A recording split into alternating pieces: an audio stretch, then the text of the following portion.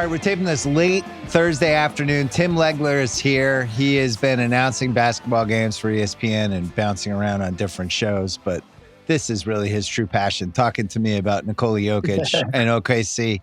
I'm going to start here. You did the OKC game last night. Yeah. I went to Clippers Nuggets and saw just the legendary Jokic game. And I was driving home. I saw the Lakers score. And I was just like, this feels like a two-man race right now. I know we're 11 games in, but those two teams are so much better than everybody else I'm watching. Does it feel that way to you? It's like 2 versus 28? Yeah, clearly. I mean, I already kind of thought that, and then it was really pounded home last night watching OKC, waiting on the Lakers. And, the OKC played the night before against the Warriors. That game got out of hand by halftime. So the OKC guys nobody had to play more than half a game to beat Golden State. And then, so we're sitting there, we're in town on Tuesday night. We're actually out at dinner. Myself, Mike Breen, Richard Jefferson, we're having dinner. And at the same restaurant, the entire Lakers coaching staff was there. And we know all those guys. So we were talking to them a little bit. And I could tell they were excited about the fact that, they were in town. They had just beaten Charlotte on Monday. And I think with Luka rolling the way he has been, Reeves playing the way he was, it just felt like they were looking forward to this challenge. And let's see where we are really by playing against this elite defense.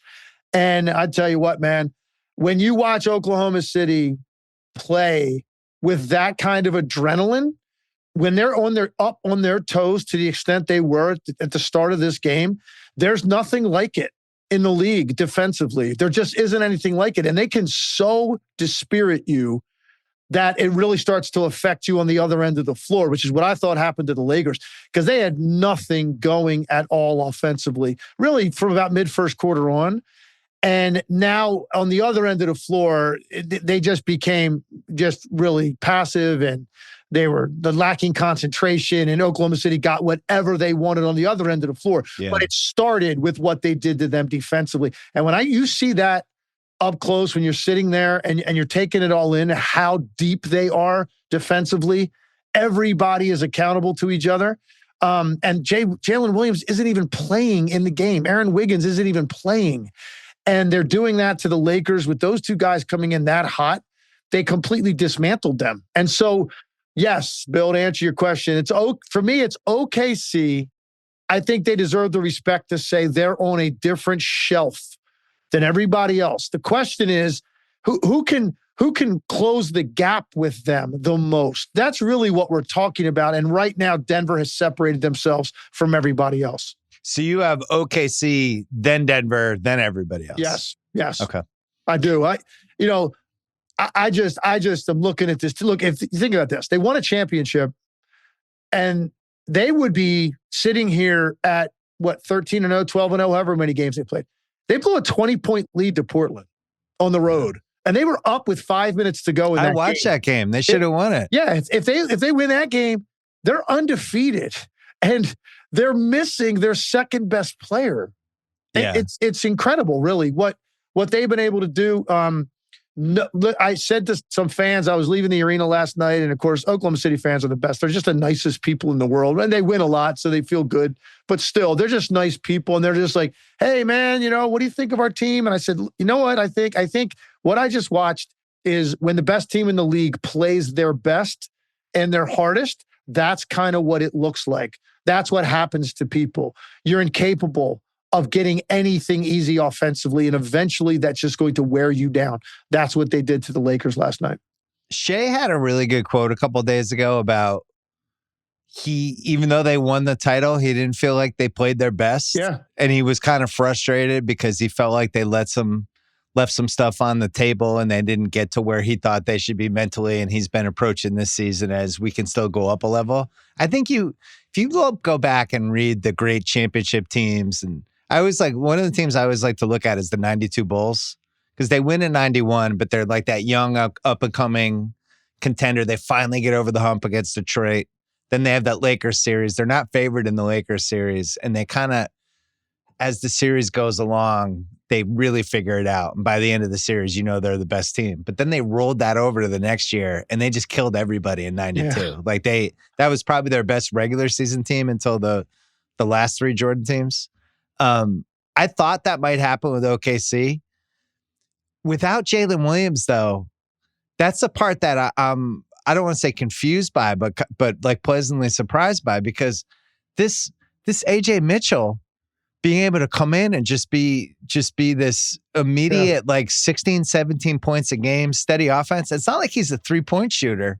He's like a crafty guard. He can kind of do a Shea impersonation a little bit if they need. Like if Shea misses a game, he could probably get in and get 25. But they're so freaking deep that when Jalen Williams comes back, I don't even know who loses minutes. I guess they can just kind of mix and match and be like, here, we'll just play these 9 guys today. But it's about as deep of a team as I think we've ever seen. Well, and I want to tell you this about AJ Mitchell. And they knew he could play last year. He was given at different times. He'd get some minutes and get an opportunity to get some run, dabbles. A little bit, just enough to see him. They knew he could play, and you could tell by talking to Mark Daignault as much as we saw him last year. I felt like it was like a second home.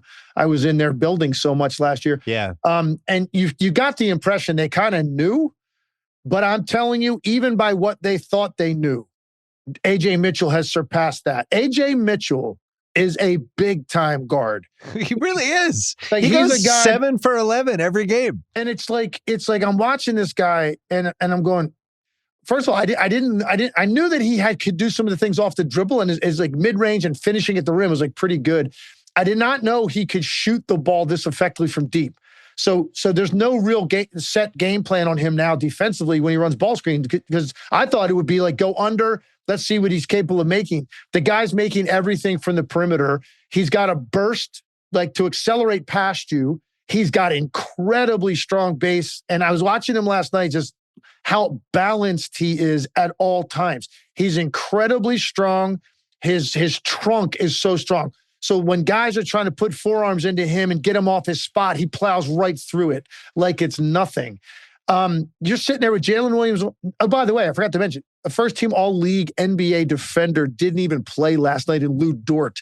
And then you've got Jalen Williams not playing, right? So what do you have? Well, you got Cason Wallace, one of the best on-ball, up-the-floor perimeter defenders in the NBA. You've got Alex Caruso, who's the #1 rated individual defensive player in the league.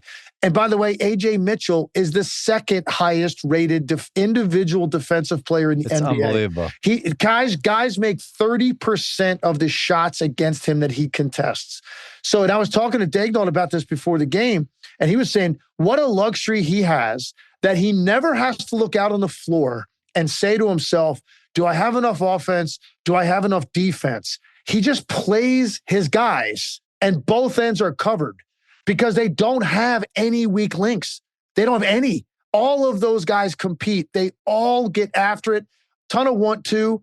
And then the physical attributes that you need, like the speed, the strength. And of course, he's got a brilliant game plan. But the way that they flood to the lane on penetration, and I'm watching the Lakers saying, Lakers 5th in the league in points in the paint. They have to score in the paint, or at least touch the paint with Reeves or Doncic. That's the way their team is built. They're a low-volume 3-point shooting team. They don't take a lot. They don't make a lot. And guess what? Against OKC, you're not scoring in there. There's a 16-point discrepancy going into the game between what the Lakers get every night in the paint and what OKC gives up every night in the paint. Something's going to give, and most nights against OKC, it's the other team that gives, and it was again last night. The Lakers had 20 points in the paint at almost the end of the third quarter. They averaged 53. So that's what OKC did to them last night. And now you got this other guy, Mitchell, that's now starting with Jalen Williams out. That's turned into this incredible two-way player. And it's absurd. Like the number of guys that they can throw at you that can produce on both ends. This episode of the Bill Simmons podcast is presented by State Farm. Having insurance isn't the same as having State Farm. It's like needing the protection of an offensive guard on the football field, but getting an elementary school crossing guard. Sure, they're both guards, but you can only trust one to keep your quarterback safe when the game is on the line. So don't settle for just any insurance. When you can have State Farm, like a good neighbor, State Farm is there. Yeah, the Lakers, I think the really athletic teams are going to be a real problem for them. Because I thought if the Atlanta game, even though Atlanta's a completely different team than OKC, it was a little bit similar. I think if you're going to really ratchet up the athlete against the Lakers, I think they're going to have some issues. I got to say this one thing about Mitchell, and I don't say this lightly. I'm not a crazy hyperbole person. The way he's playing reminds me a little of when Brunson was on Dallas. And you would, but before we really, way before he became Knicks Brunson, way before that one series when Luka was out and all of a sudden he was carrying them. But Brunson had this stretch on those Dallas teams where you would watch him be like, is this guy really good or am I crazy? Right? Could this guy be the lead guard on a really good team or am I crazy? And you just watch him and he was so comfortable and he was like this finished product and he was kind of this luxury on the side for the Mavs. And I just wonder, like with Mitchell, I'm sure these other GMs are looking at this Thunder team going, there's no way they're going to keep all these guys.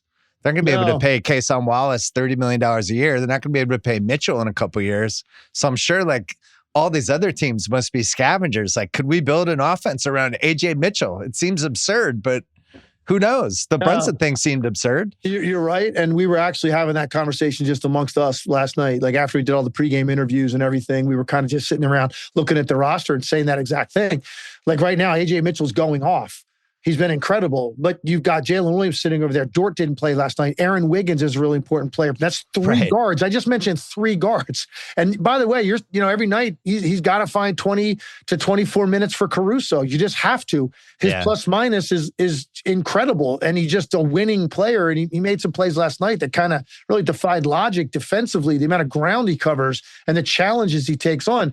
And of course, then you've got Shea there as well. And Isaiah Joe is a guy that shoots 40% from the 3 and guards. He's playing really well this year. He's playing great too. So I just mentioned 6 guys, all of whom, and this is almost really unheard of, all of whom can make a legitimate argument they need to be playing at least half the game.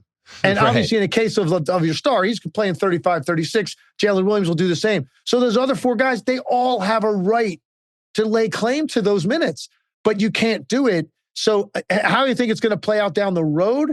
At some point, I think the AJ Mitchell find, one of 2 things is going to happen.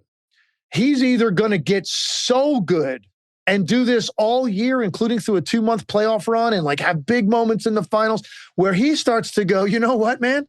I kind of think I'm good enough to be like, have my own team. Right. Not necessarily as like, a superstar. Well, although who knows, but I'm just saying like my team starter 35 minutes, give me the ball. I'm running the show, not playing off of these other 2 great players that are in front of him. Or they're going to decide, you know what, we have to lock this guy up. It's going to obviously affect a guy like Kason Wallace, affect a guy like Wiggins. It's going to trickle down to those guys. And look, teams that win titles, Bill, you know this, very difficult to keep those fringe rotational players like intact. So those guys typically find greener pastures because they get more money to go somewhere else because they're champions and they're good players. Right. AJ Mitchell, especially in the apron era. Oh yeah, like exactly. You're not keeping all these guys anymore. Can't do it. AJ Mitchell to me is too exciting of a prospect to think about them making the decision that they would go in a different direction and move him or something. It's not going to happen that way. It'll be because he comes to the determination in his camp, in his corner, that like, you know what? I'm actually better than being a guy that's like in the rotational mix of guards on a great team. Maybe I'm good enough to be a 20-point scorer, 35-minute guy on my own really good team. And we'll see how that's going to play out over time, because this is all just happening so quickly for all of us watching this. Right. But it's like now it's expected. I expect this guy every night to go off. And I'm glad you feel that way, because I didn't know if I was overreacting watching it. Because it's not like the Celtics played the Sixers the other night, and Edwards came, got red hot on the Sixers, right? And if you just watch one game, you'd be like, wow, that guy's amazing.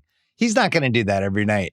Right. Mitchell's steady. Mitchell always gets the same types of shots and plays with a certain pace and is always in control of what he wants to do. And I got to be honest, like, why I just can't believe they stumbled into this. It's incredible. Watching them the first 4 weeks, it's like, where this guy was on their team last year? I didn't notice him. I didn't realize he mattered. One other thing about him that really suits him well here, situation for any young guard trying to find their way in the league, like when they first get their legit run. They are so often playing with numbers and playing in the open floor because of what they do to turn you over. So like the decision making for him is so simplified. And a lot of the damage he does is an initial push up the floor, or if he sometimes, a couple times last night, that initial surge took place, the Lakers were able to at least fend that off. And now here he comes into like the trail over the half court. Yeah. Ball gets swung to him, and he is so quick and explosive to put it down on the floor and just attack you. And he's right back in the lane or catch and shoot a three. He did one of those on a trail three last night. So like their space that they have offensively for so many possessions in the game, it helps young players find their confidence and rhythm rather than have to like kind of slug it out in a half court setting all the time where maybe some of your weaknesses can be exposed. Right now, like they always have numbers, and that really helps him. It's when you think about, so they won 68 last year. Their over-under heading into the season, which was one of my locks, was 63. Yeah. And the regular season record, FanDuel has them 13-1 to break the regular season record and 3-1 to win 70. I think the case for them to win 70, on top of the fact that it's only 2 more than they won last year, is they could lose any guy in their lineup, and I think they'd be fine for a couple of weeks, right? Even like Shea, who is a historically great guard, having another awesome year. I feel like if he was gone for 3 weeks, they'd be able to patch it together with a lot of offense and with their defense probably be okay. Whereas like if Denver lost Jokic, now we're having a different conversation. The defensive stats with them, I know it's early. These are all small sample size stuff. But they're per 100 possessions, 103.4 is the rating. And the next team is 109.4, Denver. To be 6 points lower than everybody else defensively, like that's like a whole other level. And as you said, they really should be undefeated. So yeah, they are still the favorites. They're the betting favorites. I don't really see scenarios where they're not going to be hosting the Western Finals. And what's crazy is they have the Clippers pick, the team I saw last night that I think is 3-8 or 3-9. In a generational draft with at least 3 franchise guys and then 3 other guys that everybody thinks that another year would have been number 1 pick. And they're just sitting there with this pick and they might have struck gold yet again.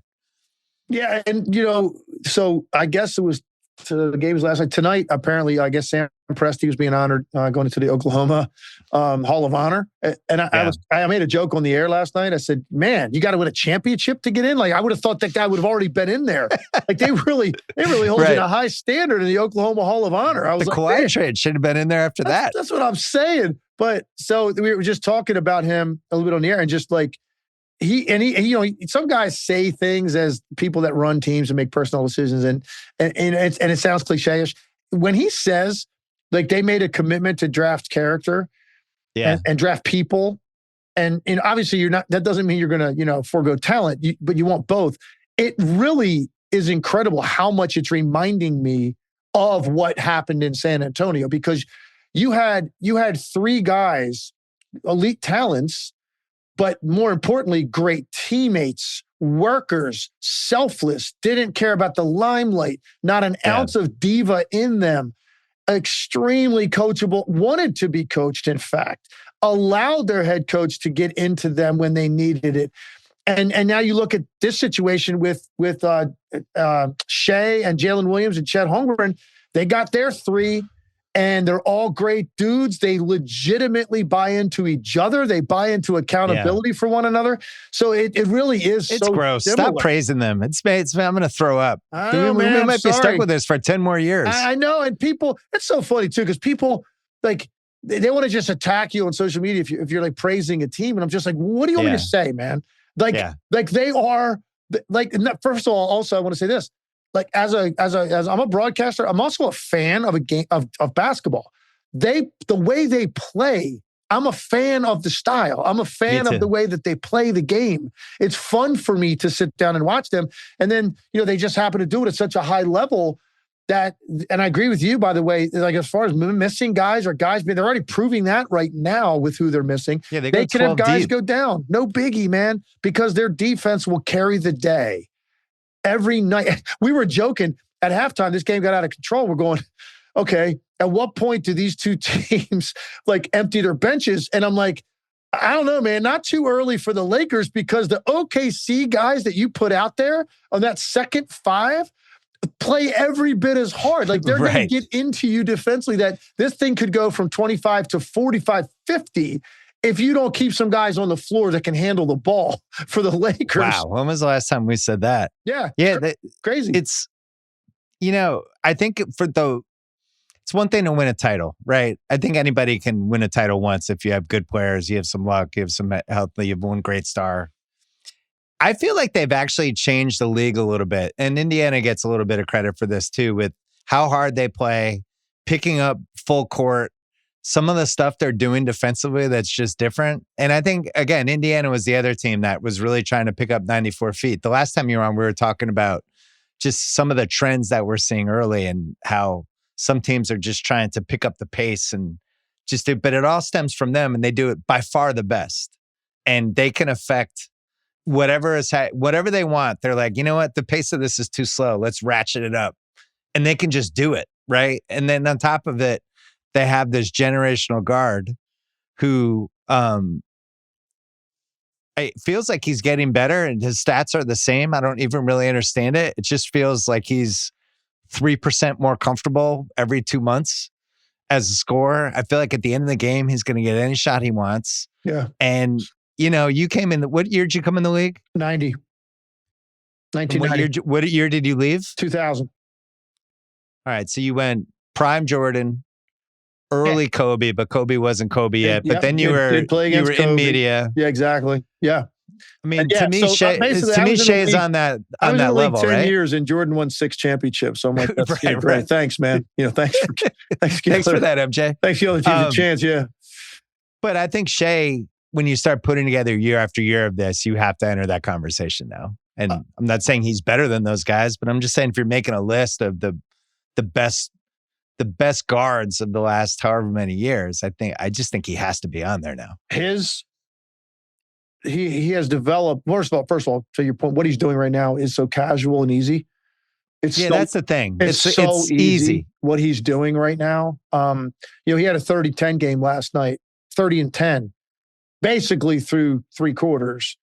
And it was so easy and casual because he has the ability to get his favorite shot whenever he wants it, pretty much. It's very rare that someone can stop that step back midi, or he's making the step back 3 now too, but it's really that shot from 12 to 20 feet.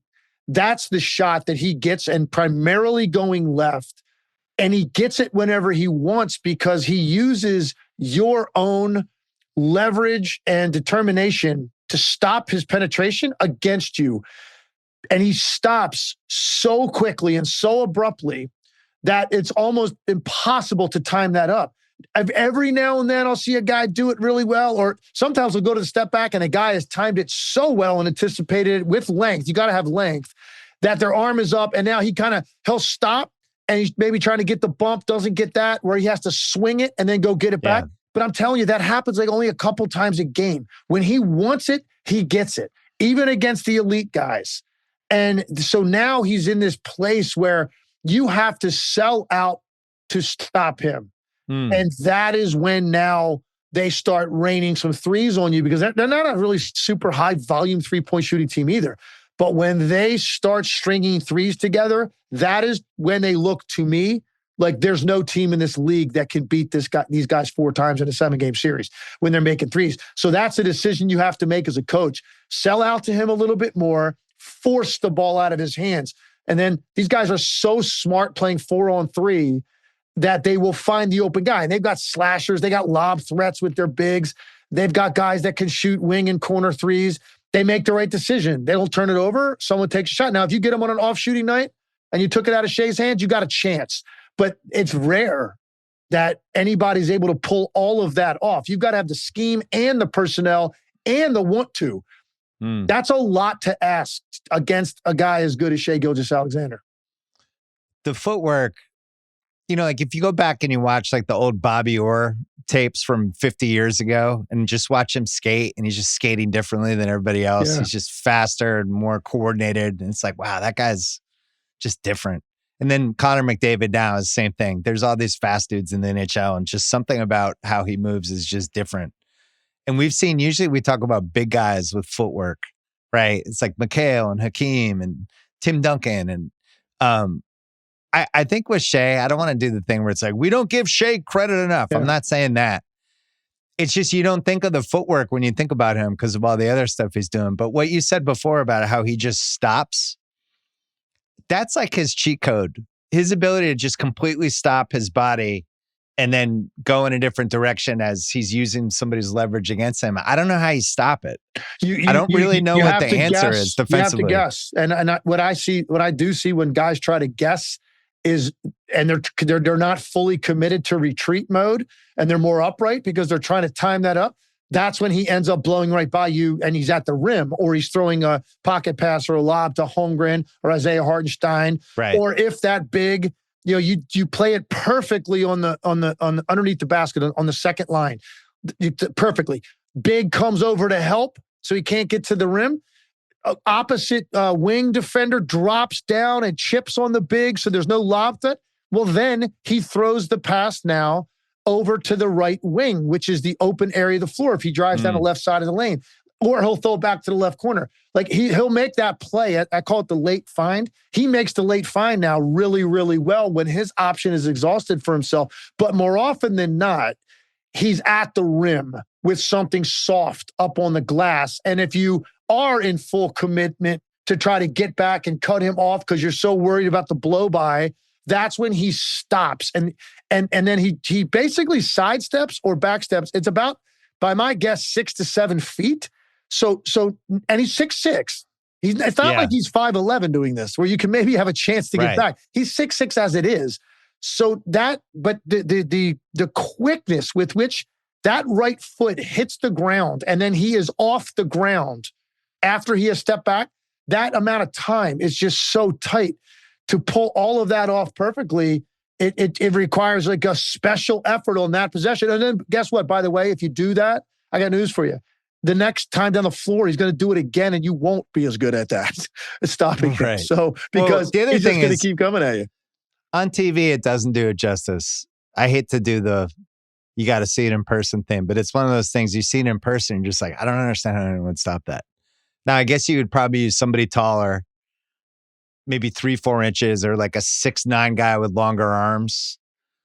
Maybe, but how many guys? The ideal. Like if you could. How many guys are there like that? Tatum did an okay job against him. You basically just described like, well, if we could just put Scottie Pippen on him, like, we would have a chance. Like, because that's what you're talking about. 6'8", 6'9", and Scottie might even have been longer than that, with incredible reach, and then just a whole lot of like defensive instincts to want to time it up and play a guy like that. He wears you down, man. Their whole team wears you down. And by the way, I want to say, obviously last night, Lakers came in feeling pretty good, hot, offensively clicking. And they didn't have LeBron James. Let's just be very clear about that. You still have LeBron James sitting over there, which is going to affect the force with which you can play against OKC. It's going to affect your points in the paint that you need, your paint touches that you need to make your offense go, all of that stuff. So this isn't the best version of the Lakers, but it was a team coming in that was somewhat rolling offensively with a superstar off to one of the best scoring starts in the history of this league in Luka, and then another guy who's turned himself into a star player in his own right in Austin Reeves. And neither guy had any success going where they wanted to on the floor last night. Plus, it was a happy week for them because we finally have a verdict. It seems like they might have won the Luka Doncic trade. Yeah, I think we can finally come up with the winner. It took. Hey, can I just say I didn't need 9 months. You needed 9 months? I didn't need to deliberate for 9 months. If I was on that jury, okay, I'm literally handing in the verdict like within minutes after I heard the news.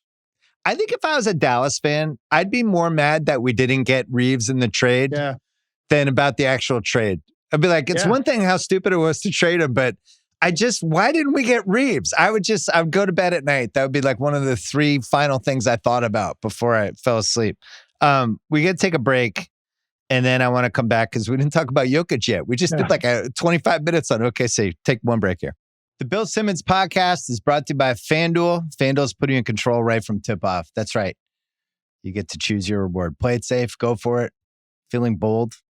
That's your move. Whatever your style, you're in control.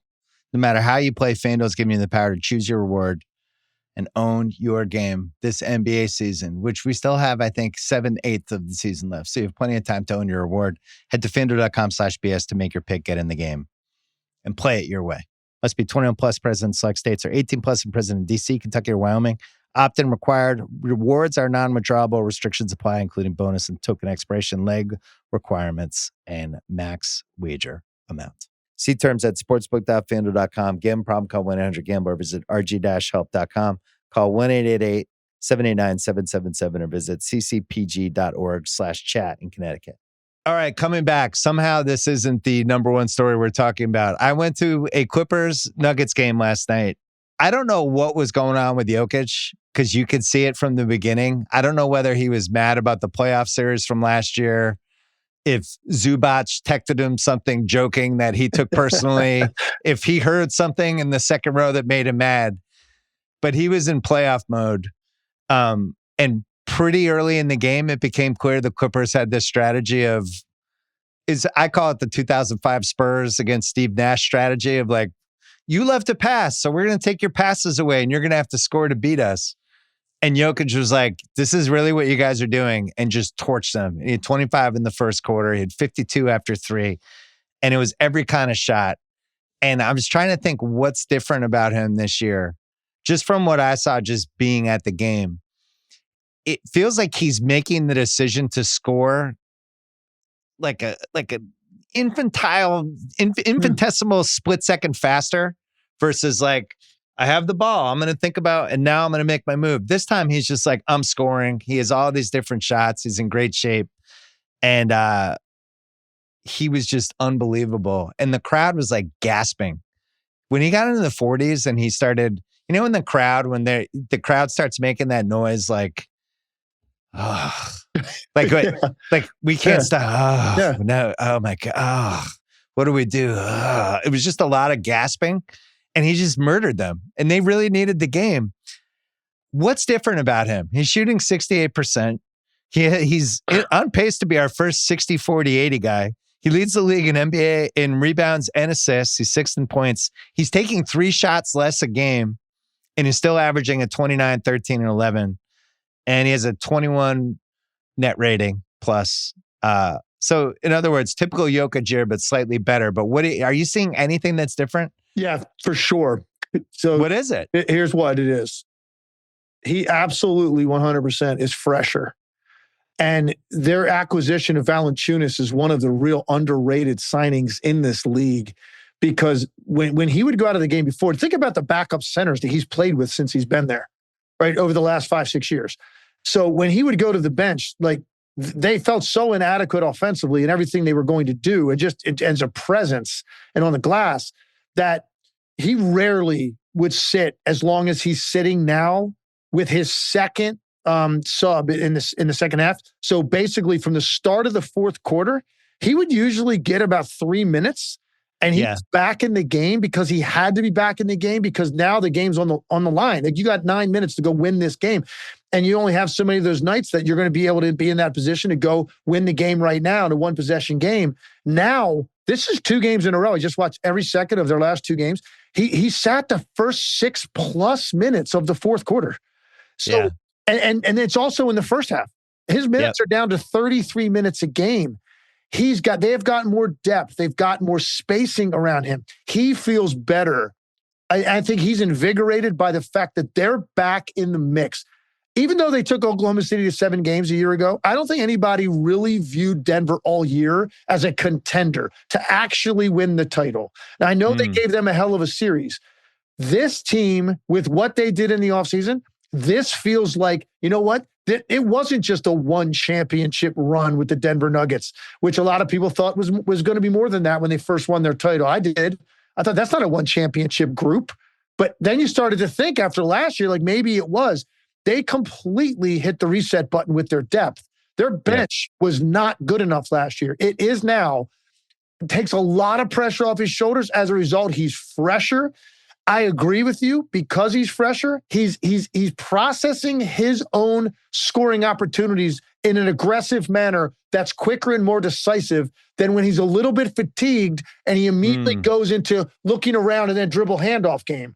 When he's feeling like he is now, and you're going to play him a certain way, he's going to go eat. And that's basically what he did last night. First of all, there's no way I'm playing Jokic straight up as much as they did last night. It was crazy. I mean, he just, oh, here we go. It looked like a guy in the driveway with his kid. They gave Zubac a little too much credit, I think, because he had some good moments against him last year. So like, well, we could try this because of Zoo. And he annihilated Zoo, and then he was even meaner to Lopez. Yeah, and look, and you're talking about two guys like Zubac, I believe. He was on one of the all-defensive teams last year. He was great last year. Maybe like third team all-defense or something. Yeah. Lopez has been on the all-defensive team in this league. Now, he's older now, and he's more of a rim protector than he is like guard guys one-on-one. I think he retired after last night. I didn't see the official announcement didn't happen And yet. somebody made a good point on it. It's all on social media. They watched every shot he made, and they're trying to see, like, at any point did he hit the rim? Like, no. The display of touch. Right in the middle of it. It's unbelievable. And look, last night he missed 3 of his first 4 shots, and then he just went 17 for 19. Somebody sent me, and I'm trying to find it, because have you seen his shooting splits from distances?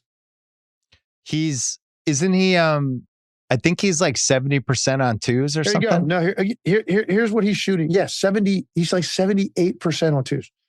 Here's from distances, 0 to 3 feet. This was prior to last night, so I have a feeling it went up.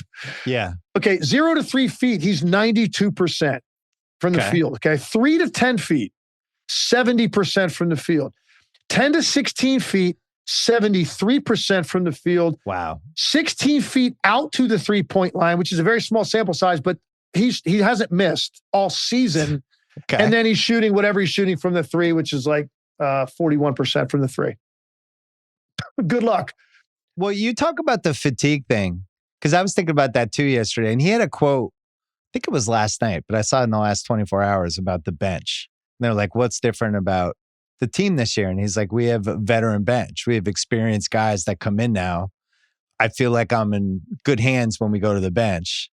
He said something like that. Don't quote me on the exact thing. But I was thinking, like, he goes to the bench last year, and it's stressful when he's on the bench, right? You're in your bench, you're resting, but you're also like, I hope we don't fuck it up. Do I have to go back in?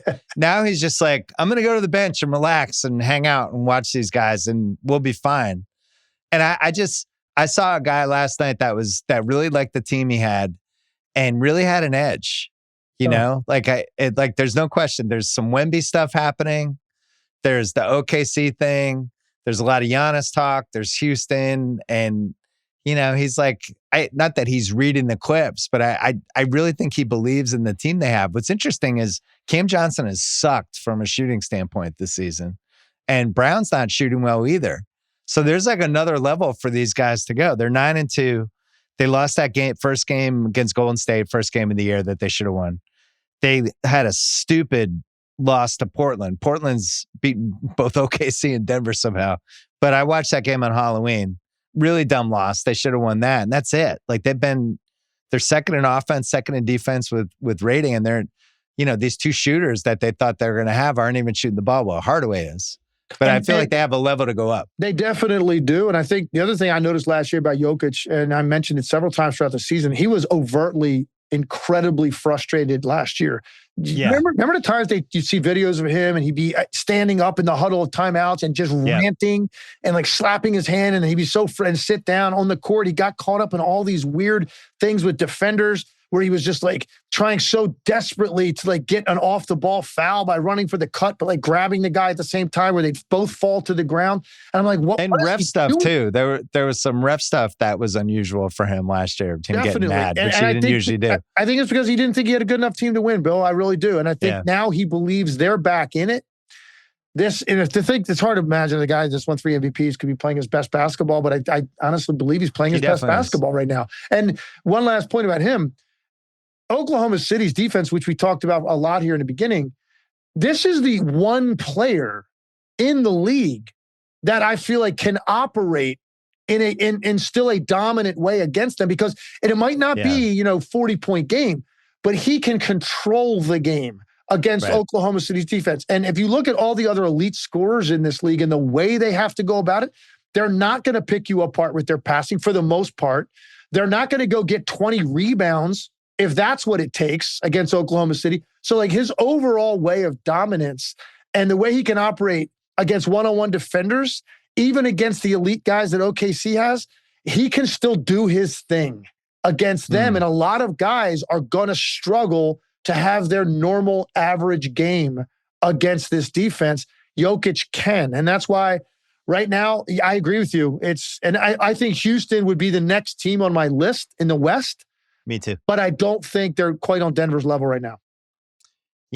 Two notes from last night that I really was thinking about on the drive home, which isn't a short drive because the Intuit Dome is pretty far away from basically everything. First of all, I think he's the best offensive player I've ever seen in person. And I don't say that lightly. I'm not saying he's the best scorer. I'm not saying he's the best player, but he's the best offensive player I've ever seen in person. He can just do everything. He sucks the life out of the crowd. The defenses don't really know what to do against him. They try these weird tactics. It doesn't work. And I just think I've just never seen anybody better than him. And I really decided that last night once and for all. I was trying to think about like, where is he in my top 10?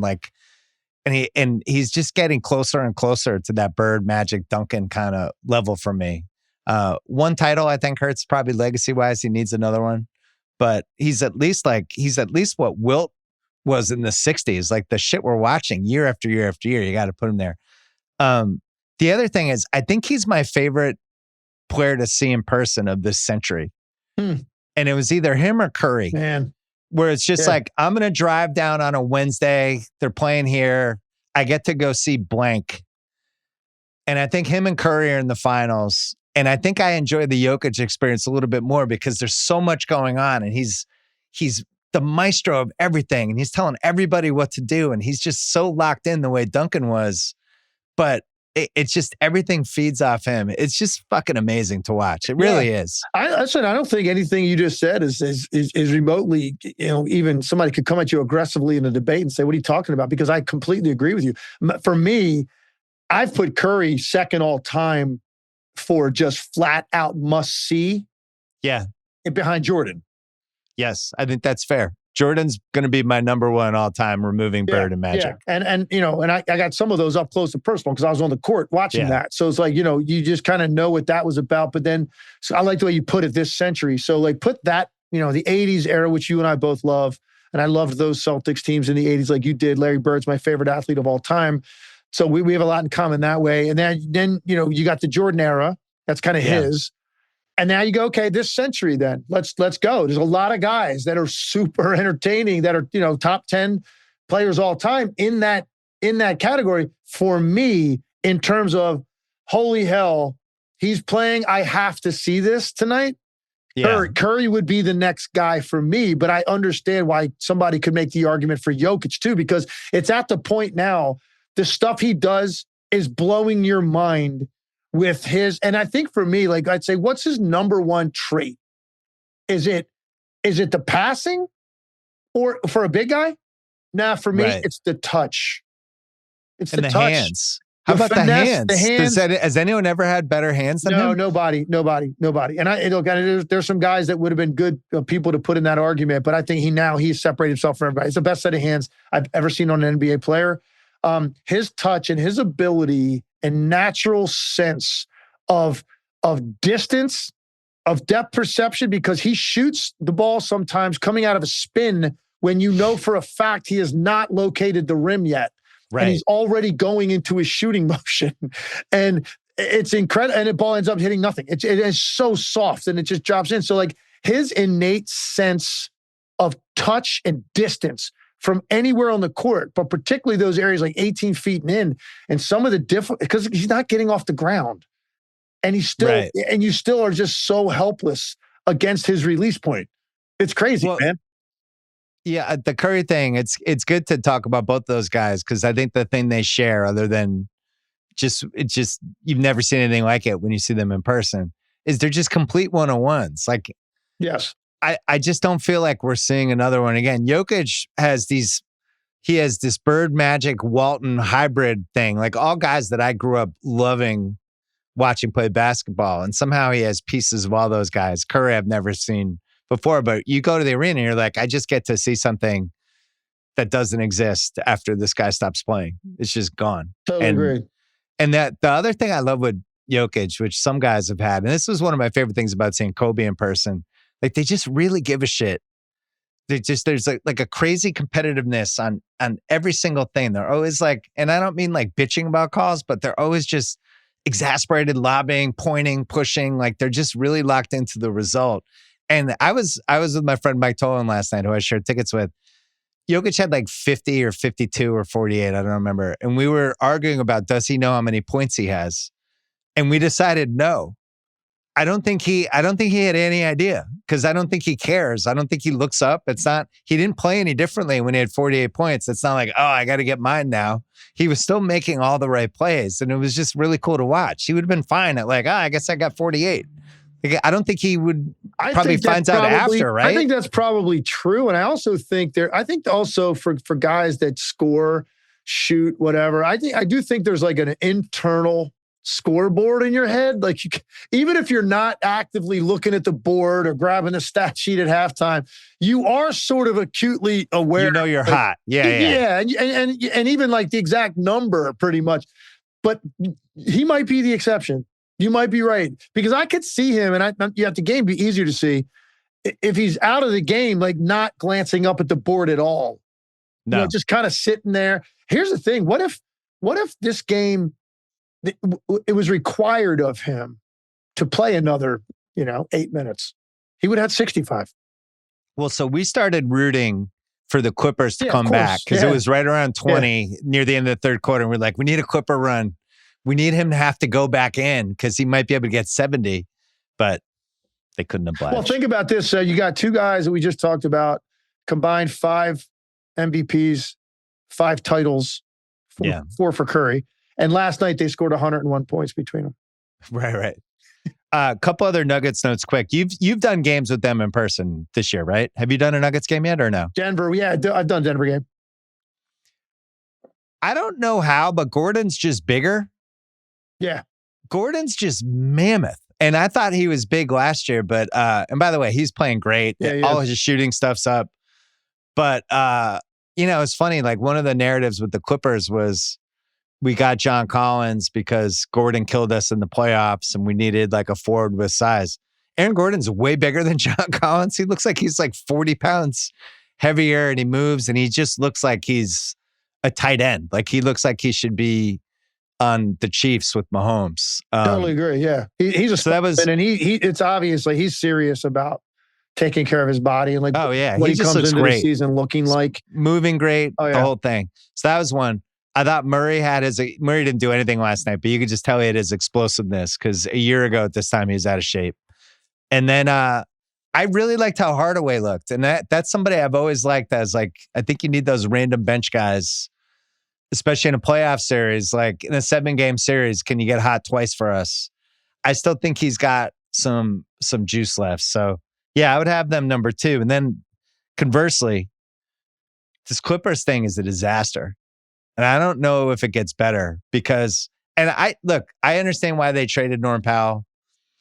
They didn't want to pay him. He was entering his final year of his contract. He wanted an extension. They didn't want to give it to him. They want to save cap space for 2 years. I get it. They thought they tried to get smart. We'll get John Collins. We'll put Bradley Beal. Bradley Beal will give us the Powell stuff. Bradley Beal's out for the year. Ty Lue said after the game yesterday, we just lost our 3rd best player. It's like, did you just say Bradley Beal's your 3rd best player? Like your 3rd best bench player or your 3rd best actual player? Because you have Harden and Kawhi Leonard and Zubats. And I'm positive Bradley Beal is better than Zubats, but whatever. You can say that.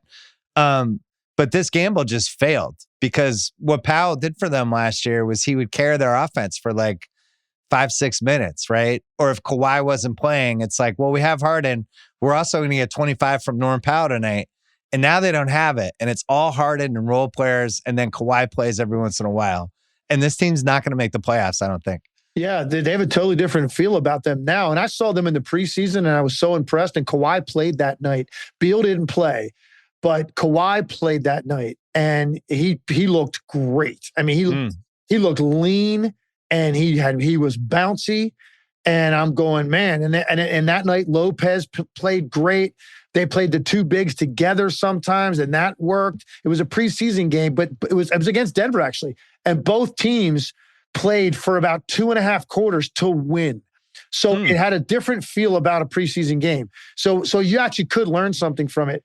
And I walked away from that saying, man, the Clippers, like they're going to kind of be in a mix a little bit in the West, because last year they were one of the top 5 defensive rated teams in the league. And I loved their athletes on the wings, and they could pressure the ball. Powell took a lot of pressure off of Harden, and Harden had a very good year because he had Powell there to go get 20 on a bad night, 35 on a good night. And Harden could pick his lane a little bit more. And then Kawhi missed half the season, but he was upright for the rest of the year. Right. He looked great. Right. And so you're thinking, okay.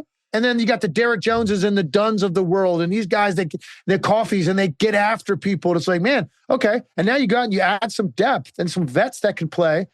But man, oh man, Beal might be done. I mean, Beal's done for this year. Yeah, no, but I mean, he might be done, period. You're talking about 3 weeks into the season, you're shutting it down for the year. That's man. I mean, who knows where it leads with Bradley Beal? I hope not. I hope he comes back. But I'm just saying, that is pretty serious, and it's a guy that has had injuries already. Kawhi hurt now, sprained knee, sprained foot. I mean, it doesn't sound like it's going to be too long, but you also go, man, last year, once he came back, he kind of stayed back. And now and so you thought, I said going into this summer, the best thing to come out of last year was that Kawhi Leonard went into the summer for the first time in like 5 years healthy. So all he could focus on was like his body and his game, and not he sprained his ankle, right? So maybe he can come back from that. But just bad luck coming out of the gate. But it's his knee too. They're saying it's his knee and his foot. And so now I don't know. Who knows? Is it going to be one of those things where he's in and out of the lineup all the time? And now there's more pressure on Harden again, which he shouldn't have to carry that kind of load at this stage of his career. So you're right. No heat check guy. There's no guy who's like, hey, for 4 minutes, can you get us some buckets here? No. And the other thing, 12 of their next 14 games are on the road. And the other thing, they're in the West, which has some really good teams. Yeah, so they could, as the late great Yogi Berra used to say, right? It could get late early out here, and it could for them too. You're talking about that's a month of basically road games. 3-8. You figure New Orleans, Dallas, Sacramento, Utah, Memphis would be the 5 that you would have said before the season maybe weren't going to be in the play-in, or maybe Portland over. Yeah. But Portland feels like if Holiday is going to be healthy, they're going to get some guys back. Portland might be like a 500 or better team. They play hard, and there's been some teams really this year that have impressed me with that, with like level of just effort. You know who else is playing harder? A lot harder, and it's been nice to watch? Phoenix. Yeah. Last year, I would watch that team, and I'd go, man, this is just so bad. Like the level of effort defensively. Forget the some of the offensive stuff that we focused on so much with those guys trying to play together. It was more for me about, okay, well, all right, that's some rough sledding some nights because you got a weird mix of guys. You don't have a true point guard. Yeah. But how about the other end of the floor? Can you compete a little bit? They didn't this year. That they're playing harder. And I would actually put Portland in that category too. Yeah, Jordan. Yeah, Phoenix. Yeah, and they have better chemistry. Obviously, it's still early. They're 7-5, but I've been pleasantly surprised. Portland feels more real to me because with Klingon and Kamara and Holiday, they actually have 3 elite defensive guys. I don't know if Klingon can play more than 25, 26 minutes a game, but when he's out there, you feel it. All the advanced metrics with him. He's probably the best rated defensive center in the league if you want to go deep dive advanced stuff. But back to the Clippers, like they don't have their pick.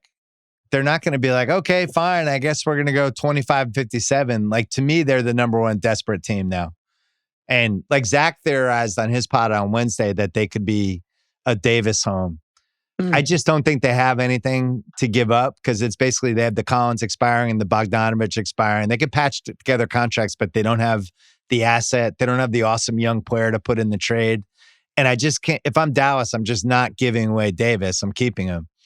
But I do wonder, like, could they start talking themselves into a Zach LaVine? Could they start talking themselves into a Ja Morant? Like there's guys that are going to be out there that are glass half empty, glass half full guys. I just listed 2. There's more. And it feels like somebody who can score, I think you got to move sooner than later because it's not sustainable what they have. Well, and they're one of those teams that, and it happens sometimes in this league, they fall into that category of they load it up with an older roster and it's going off the rails a little bit. It kind of feels like. Kind of like a certain NFL team you might like. Yeah, no kidding. Tell me about it. I'm so depressed. I'm so depressed. I know. Man. I'm sorry. I just shouldn't have brought that up. I love the NFL so much. And it's just, I know. I just don't even care right now about watching. I'm just so depressed about the whole thing. Yeah. But yes, anyway, that's a pretty good analogy. And so when that happens, it's not like they can go, okay, let's go to now the next phase, which is a total rebuild 5 years from now. Let's see. No, like you got guys on your roster that you still have to, it's incumbent upon you to try to win with, but you don't have enough right now and you've got some health issues. They're going to be, I would think they're going to be actively trying to figure something out to bring an infusion of talent and scoring because their offense has been terrible. And by the way, their defense was top 5 last year. They're bottom 5 this year. They could hang the banner of we won the summer of 2025. We won the offseason. So that was the consensus coming out of the summer. The Clippers have won the offseason. Well, Beal's gone. Right. Chris Paul I don't think is playable anymore. I think people were excited about that. I think he had back-to-back healthy scratches, right? I mean, I think it's over. Yeah. Would be my guess. And you put that team, we talked about OKC, San Antonio, how young and scary they are. Houston, how young and scary they are. The Lakers have Luka. Minnesota, I'm not sure what they are yet. Going down the line, I think it's pretty rough for them. So I think they're a desperate trade waiting to happen. I agree. And maybe they patch some expirings together or whatever they have to do. I have to bring up my favorite team, my favorite surprise team of the year, but we got to take one more break really quick. FanDuel puts NBA fans in control, allowing you to choose your own reward every single Friday. Choose between a no-sweat bet versus a bet back token versus a 50% profit boost token, whatever you want to do. Before you place your bets, check out the FanDuel Sportsbook app. Choose the reward that best fits your betting style. To practice choosing our own rewards, we're going to choose among 3 options for the following topics. Question number 1, coolest NBA Cup court. Pacers, Knicks, or Spurs? I'm going to say the Spurs. I really thought they did a good job. And I can take or leave these NBA Cup courts, but I did like the Spurs one. Super weird. If we're going to do an NBA Cup court, let's get weird. Question number 2, most likely to go for 50 plus tonight. Brunson's not playing, so it's between Wemby and Curry. I'd actually go with Wemby on this because I think at some point he is due for a 50-point game. He's always in the vicinity of just getting super hot, and it's never quite happened. Maybe it'll happen on Friday.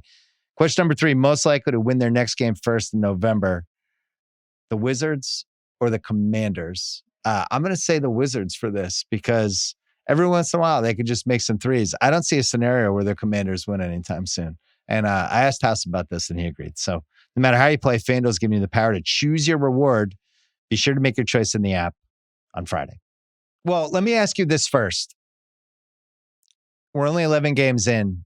What's the number one thing you were the most wrong about that you thought heading into the season? I would probably... That you would take a mulligan on? Probably say the Heat. Okay. Explain. Well, and it's funny. One thing, I've been doing this a long time. I own it if I say something. And look, by the way, we're 12 games in. So this still could go either way. But, and the word I used to describe them was boring. And because you're talking about, of course, you're doing your normal, preseason predictions and you're going down every team in the league. And I'm just like, we get to the Heat and they're just like, yeah, okay. What? I mean, like, they're going to What is this team? They're going to be 500-ish. Yeah. Spoelstra is one of my all-time favorite coaches. So it's not that. He's going to have them as ready as you can and as well prepared as you can, and in-game adjustments are going to be there. But I just looked at their roster and I was saying, who do you like really love to watch play? That's really what it came down to. And that's why I made the comment. They're kind of boring. I don't think they've got enough offense, even though they brought in Norman Powell. And I'm like, okay, maybe they win a few more games because you brought in Norman Powell. I just the way that they have to play doesn't do it for me. So I don't really consider them as like a team. By the way, Spoelstra agreed with you. Yeah. Spoelstra's like, it doesn't do it for me either. How do we have a new offense? I can't watch this again. So that's how I guess I'm most wrong, Bill. Not only was I wrong about just because look, they're 7-5. I mean, that's not earth shattering. I mean, maybe I thought they'd be 5-7 right now. I don't know. No big deal there. It's how they're playing. Yeah, they're fun to watch. The pace and the entertainment value that they're playing with, that caught me completely off guard. I just didn't see how they could do it with what they had. It's very difficult to kind of reinvent your style completely from one year to the next. Right. Jaime Jaquez has really bounced back from like last year when I was kind of like, man, because I liked him so much when he first came into the league. And I knew what was going on. He looks great this year. Can you win most improved just because you sucked the year before and you were super disappointing and then you became good again? Does that qualify? You know what? I love this conversation. So here's what I think. If you reached a level, and for him, it was just a rookie year, but still, he played at a certain level. And then you take a big dip, and then you reclaim that, plus maybe a little bit more, right, over what you were. No, I think he should be probably disqualified from that award. I would say he's DQ'd. Yeah. This is the guy we thought he was going to be last year, and he was super disappointing. So, yeah, you don't qualify. Sorry, Jaime Jaquez. By the way, but that award, it's interesting because I was talking about this. Clearly, it came up with A.J. Mitchell's situation. And I'm going, I actually think in some ways, the word is almost more about most improved opportunity because like AJ Mitchell, I'm watching him play and I'm going, okay, I have a feeling he was doing a lot of this stuff last year, but we didn't see it because he wasn't really playing every night. It's not like, oh, all of a sudden he added that handle to his game in 1 year or his 3-point shooting. No, in the small taste we got of him last year, I'm like, there's something this guy can play. But so it's more about he got the opportunity this year for a lot of reasons, and he has jumped. It's a stupid award, Legs. It's my least favorite award other than the clutch award. Explain. How do you quantify most improved?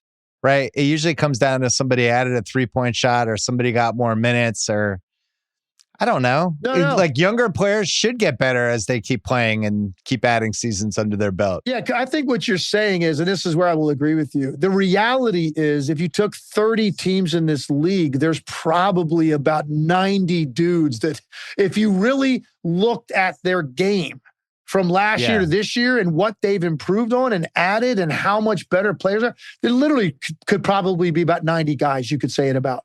So could you say it about Davion Mitchell? Like Davion Mitchell, I've always liked, and if I had been a GM, I 100% would have traded for at some point. I was always waiting for him to find the right team.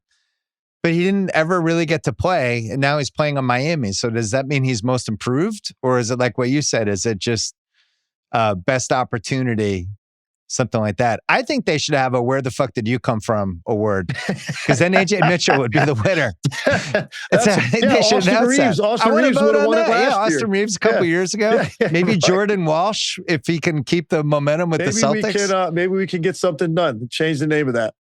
Did you see Jordan Walsh defending Tyrese Maxey down the stretch of the last Philly game? I highly encourage you. I watched most of the second half of that game. It was the most exciting moment of the Celtics season. Maxey's been lights out. Yeah. Walsh shut him down the stretch. Celtics lost the game. Moral victory, which is, I guess, all we're going to get. All right, I'm going to get my thing I was the most wrong about. And I was pretty in on my opinion on this team. I had the under for them. I thought they were going to be disappointing. I didn't see it, and it was the Detroit Pistons. Oh. And I've watched them a bunch of times. I was definitely wrong. The thing I guess I couldn't have anticipated was what happened with Duren. And I haven't heard anyone talk about this. Like, you want to talk about most improved? Yeah. I know he was top 5 rebounder. He's different this year.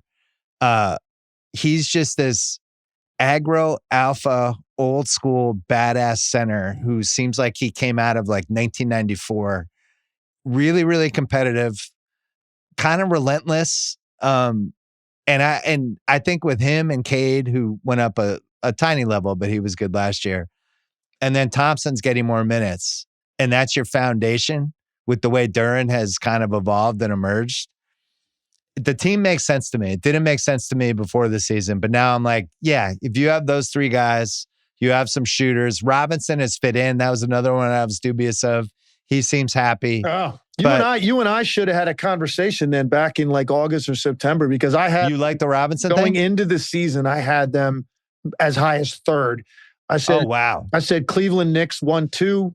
However, probably Cleveland won because they won 64 games last year. They ran it back. If they stay healthy, they're probably going to win, in that range again. The Knicks, getting to 60 might be hard. So you're like, okay, they'll probably be 2. And then you start going with I broke down that next like 5 or 6 teams in the middle. Obviously, Boston, Indiana dealing with stuff. So then you got Milwaukee, Philly, Detroit, I had Milwaukee Orlando. in that spot. Yeah. I had Detroit, Orlando 3-4.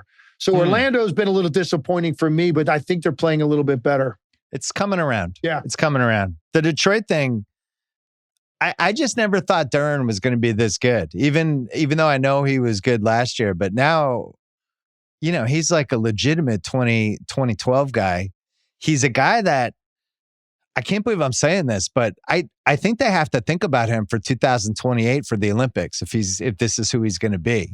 Because to have a center I think they're going to need centers with size 3 years from now. And we're going to need a couple like big badass dudes that can bang bodies. And he's in there for me. But what I really like about this team, and Cade played football, like he's, just this really turned into this aggro kind of nasty player. I mean that as a compliment.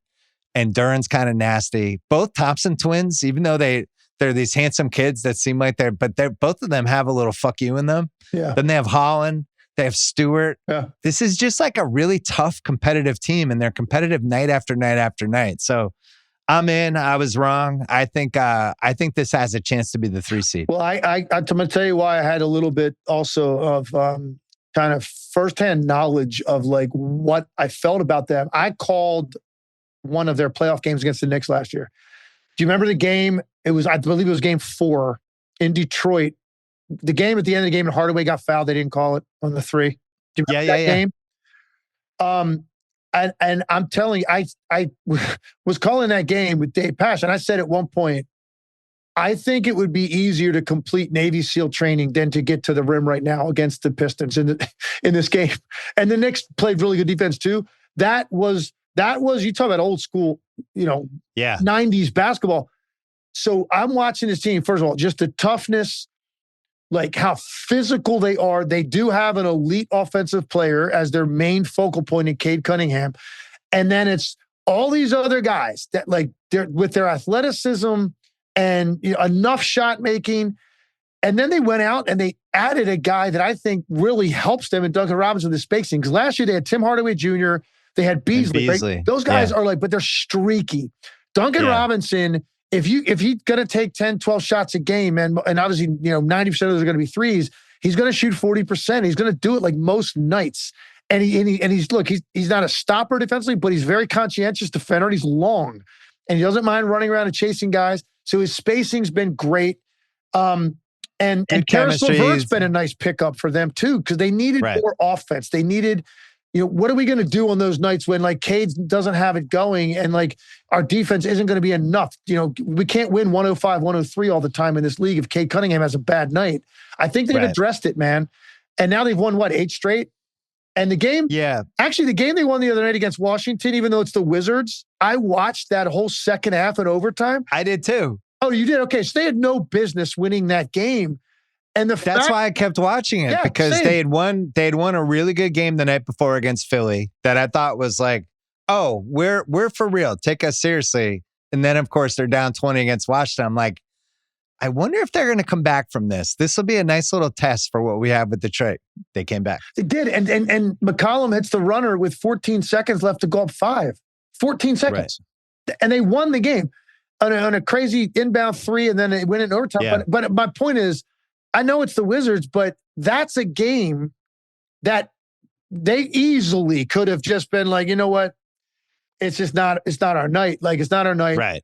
Kind of wave the flag in the middle of the third quarter. Those are the kind of games that like teams that are like coming into their own win. They find a way to win a game on a night against a bad team when you got outplayed. You don't deserve to win. JB is about to lay into you guys when you get into the locker room. And next thing you know, you do what you have to at the end of the game to get the win. That was an impressive thing for me for a young team to do in an 82 game season. And now here they are, man, 10-2, number one in the Eastern Conference. So I was very high on them, but I didn't think they would be at any point like first in the conference. But they're taking advantage of some stuff with the Knicks, and the Knicks are going to probably be without Brunson for a little bit right now. Yeah, I think it's legit. I'm all in. And I love Cade's experience as a franchise guy will probably never be replicated, where he goes to a bad team and then that team craters as badly as a team can crater, and that winning streak, which he took really hard and openly talked about. He's got this coach that doesn't want to be there. There's 97 things that go wrong.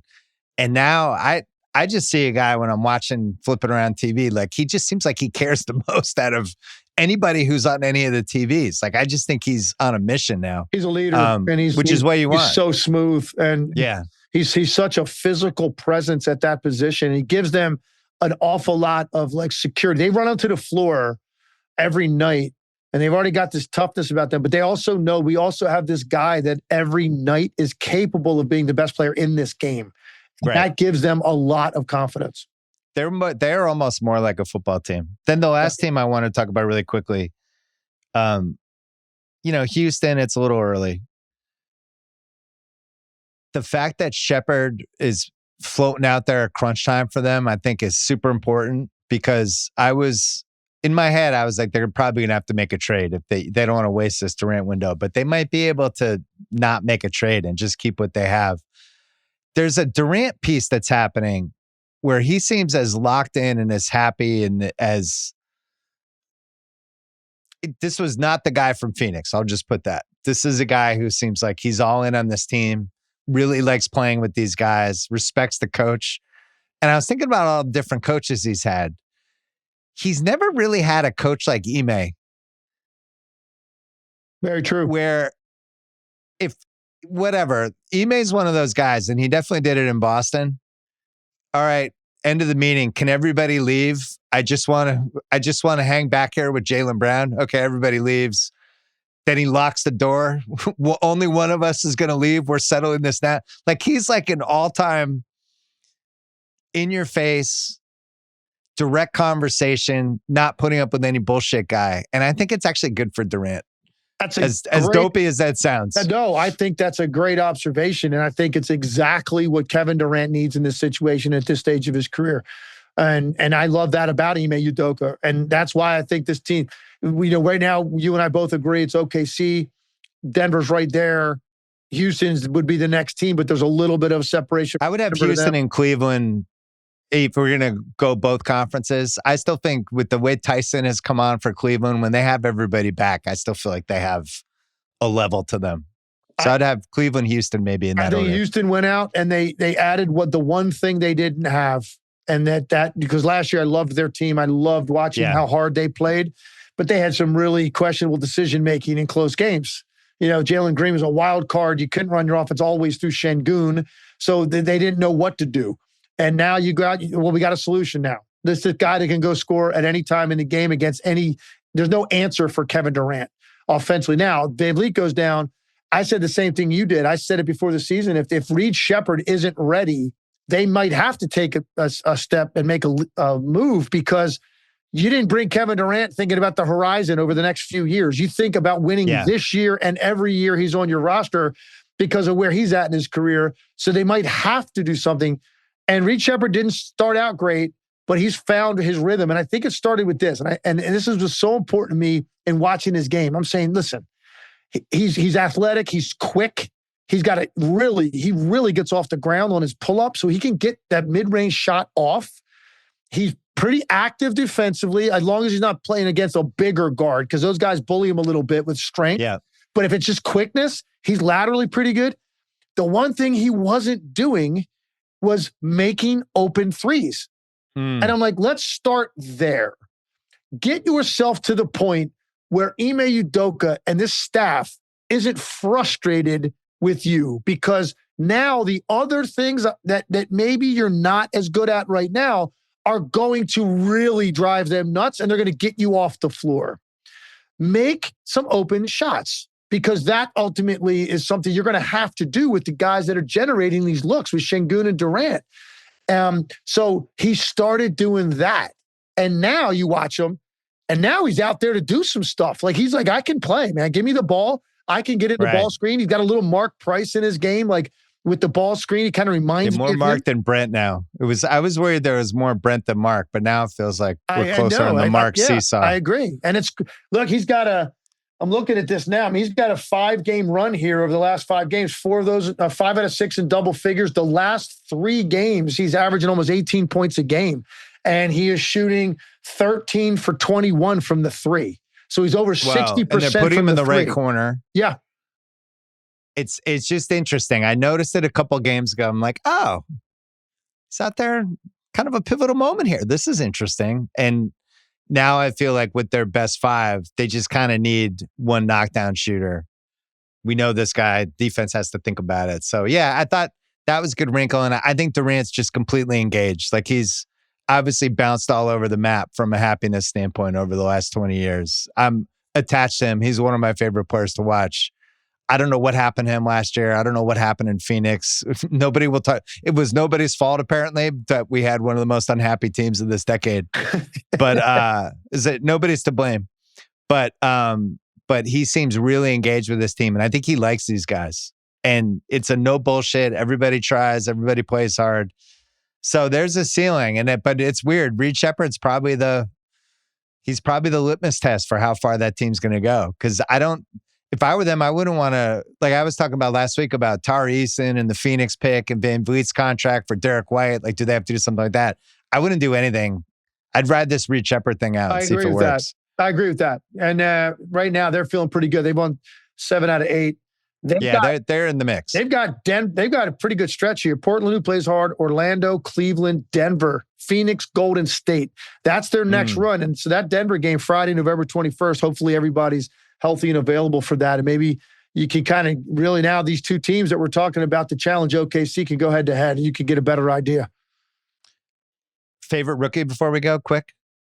Who's your number 1? I'm sticking with Cooper Flagg, but I love what Edgecombe has done in Philly, but he's cooled off a little bit, but I still think it's all there. I'm a big believer in Cooper Flagg as a can't miss. I think he's going to be a star in this league. He's going to have some shooting issues this year. I knew it. Their team, obviously things are falling apart around him. So some nights it looks rough for him. I'm not even remotely kind of swaying in my opinion of what I think Cooper Flagg's going to end up being. Yeah, I'm not going to worry about him until he's like 22. You have another one besides he and Edgecombe who standing out to you? I love Flagg. We talked about this last time. Playing him at point guard I just thought idiotic. His roster has turned out to be a really bad roster. If you take Anthony Davis and Kyrie Irving, and Klay Thompson's just looks like he's washed up. Maybe he can bounce back, but we're seeing a guy who looks like he's washed up. I love Knipple in the draft. I just think he looks like he's 27 years old already. LaMelo's out. He's running offense for them. He rebounds. He's always in the right spots doing the right things. And I think when LaMelo and Brandon Miller come back, because they kind of hit on Kalkbrenner. He's like, no doubt, an actual 30 minutes a game, half decent center. But I want to see when they have all their guys back. Knipple is like just. I will admit I may have missed this. I may have missed the ceiling down the road on Knipple going into the draft. I was kind of like, man, this dude is really shooting up these draft boards. I'm like, he's gonna be a top 5 pick. I was like, wow, man, okay. And now I see it. I see why. Like he's you make the best point of all. He has a feel for the game that you just cannot teach. Does not seem like a rookie. I love that he rebounds too. He's like 6.5 rebounds. So, some guys don't show that, Bill, until year 3, 4. Like for him to be showing it 3 weeks in to his start of his NBA career, he's got a comfortability factor about him that doesn't really go with being someone his age playing in a league full of grown men with a lot of scrutiny on you as a high pick. Most of those guys, and they have major butterflies every night. It could last half a season. Even the ones that are like playing pretty well, it's different for those guys. And if Knipple, it looks like this is exactly where I'm supposed to be and what I'm supposed to be doing. So he's got a maturity about him that's going to really bode well. And he's going to be, I think, better overall long-term than maybe I thought. I didn't think he'd be a bust or anything. I just didn't know that he'd be this good. Yeah, we're not allowed to bet on this award, but I do think he's a stealth Rookie of the Year candidate because he's going to put up stats, play big minutes. Coward's been really good. Yeah. You know, the Celtics have this Hugo. I think there's something there. He's just like the guy you hated playing pickup against, where everyone's telling him to calm down. He's one of those guys, but just really athletic, huge hands, in the right spots, like good instincts. I think they might have looked out. I love this draft. I thought it was great. All right, Legs, you're calling what game tomorrow night? Lakers versus... No, I'm not actually. No, I'm out in LA for a studio day. I'm only here to do NBA Today tomorrow. So I'm on set with the NBA Today crew. And then we have a game next week that was changed. We originally thought we were, I think, going to Miami for a game, but now it's going to be Dallas and the Knicks is my next game next Wednesday night with, of course, Mike Breen and Richard Jefferson. All right. Thanks for popping on. It's always a pleasure to see you. Great to see you. Thank you. Anytime. All right. We're going to do some Ringer 107 picks for week 11. House and I have been struggling. We're 2 games under 500 through 10 weeks. House doesn't think it's struggling. I wanted to be at like high 50% at this point. So I'm not happy. We're sprucing up the marriage. We're bringing in Billy Gil. He joined the Ringer a couple weeks ago. He's based in Florida. House, I thought we needed to get a little weird this week. And you didn't know what was going on. It's like, is this my replacement? It's just, he's here. Think of him like a therapist to help us work out our relationship here. I mean, you talked about sprucing up the marriage and we're going down to Southern Florida. Yeah, really that's interesting. We could call Bob. Let's get some recommendations in here. I'm happy to be on here with Billy. My first question, I need to know the ground rules. Am I allowed to say bad things about the Miami Heat? Is that interesting? Is that one of these things here with Billy Gil? What are the guardrails, Billy? Well, okay, this is interesting. First, I'm glad to find out that I'm here as like a therapist, because when you told me that I was being introduced into the relationship, I wasn't sure exactly my role as like the third here. Well, I mean, it could be a massage therapist. Okay, well, if I'm settle down. You just met him. I'm mediating here then between the two of you, maybe, to make this work out. Mediator. What's the word? Augmenter? Okay. Lubricant? Is that a noun? Is that a noun, House? You were an English major. Lubricant. Facilitator, gambling lubricant, any of that stuff. So are we allowed to make Miami Heat jokes? You can. I mean, I don't see how it's relevant to this relationship, but look, whatever, this is a safe space. Whatever you guys feel comfortable doing, I'm comfortable with. How about Dolphins? Because one of the games we wanted to talk about that will not be in Ringer 107 for us is Dolphins Commanders, which is House's team, which is one of the things. It's what is the line, House? It's 2.5 or 3. It's been Miami by 2.5, right? Yeah, Miami's favored no matter what, which is appropriate. Why should Miami be favored over anybody? I wouldn't think so, but the Commanders have they've been on a horrible run as of late, Joe, as you're familiar with the situation. This is a fun game. This is a game that I actually like this week because there's a lot of things that would indicate this is going to be a bad one, which tell me it might be a good one. What are the things? You want to list any of them? Okay, so both of them are 3-7, bad teams. Both of them, however, undefeated in Spain. Both have losing records internationally. Dolphins are 2-5. The Commanders are 0-1. Okay. Terrible defenses. The Dolphins, though, are trending up. They're 1-0 since Mike McDaniel decided to remove the Papa Shot from the locker room, which he did last week. And then after the game, I don't know if you saw, Mike McDaniel was driving around and decided that it would be a good idea to troll Bills fans at a Bills bar in Miami, and then was questioned about that. And he said, no, there's a lot of things going on with AI. So Dolphins... that's House's defense for everything. Everything. It's honestly not the worst defense, I guess, right? Like, because you don't know anymore what's going on. Like I've seen Martin Luther King win WWE championships online. Like it's crazy what's going on right now. Yeah, I saw Chia jump into a living room and take a baby and pull the baby out of the living room. And then a very small print, it was like AI. I was like, I knew that couldn't happen. We have very different algorithms. Yeah, I'm somehow in the cheetah baby algorithm. How do I get out of that? You don't want to know about House's algorithm. So do we think the Dolphins, are they just a zigzag every other week? They're going to be a good team, or there's actually momentum with them at this point? There's no momentum with this team. Okay, good. What could like the only thing the Dolphins do is win games that they shouldn't be winning at this point. Like you have no business winning in a game against the Bills. All it's doing is costing you in the draft next season. The Jets win, okay, but again, that's not a positive win for them. They already got rid of their GM. You know that was going to happen. There's this weird kind of loyalty to McDaniel for some reason. Tua's going to be really hard to move just because of all the dead cap money that he's going to have. Like, I, as a Dolphins fan and someone who has a Tua jersey hanging on my wall, which is a strange purchase. Oh my God. I just noticed that. Wow, you framed it and everything. Well, it was a whole thing. He was at the Super Bowl. He signed it. He was coming off of his best year. So I thought, you know what? I'm going to commit to this. Then the framer, when I did it, told me I would not do this. He might be cut from the team by Wednesday. And I was like, dude, I'm trying to give you $300. And he's like, I don't know. I don't feel good taking this from you. But I did it. And it's still there because I don't know where to put something that size, if not on a wall. It looks nice. I get this. Like, what am I supposed to do with my signed Bradley Beal jersey at this point in my life? Right. Like, I can't, I'm not putting it behind me anymore. House has had some amazing jerseys. He had a Bob Sura jersey that he got on early days of eBay. Yeah, it's somewhere back there. Hayes is here. I got him a Tom Gugliotta jersey for one of his birthdays, like your 30th birthday or one of those. True. Yeah. Yeah, he has some good ones, the old Bullets ones, but nothing compared to the giant Tua jersey in the background, just waiting to figure out how to be stretched on the NFL salary cap for 5 years. So my two hung jerseys are a Tua jersey there and a Chris Sims jersey behind me that I got on eBay for like $18 that I couldn't believe was still a thing. Yeah, what a that steal. They sold. Yeah. Game worn? No chance. I mean, you didn't play in many games. I understand. That's what I mean. Wait, before we move to the picks, can I ask you the 7 stages of grief with Dolphin fans and Tua? When did it stop being a thing that people defended and they just kind of gave into this wasn't probably happening? I'm one of the last people who gave up on him, in part just because of my financial commitment to his success and my hope that one day maybe that jersey would be valuable and worth more than the frame that it's in.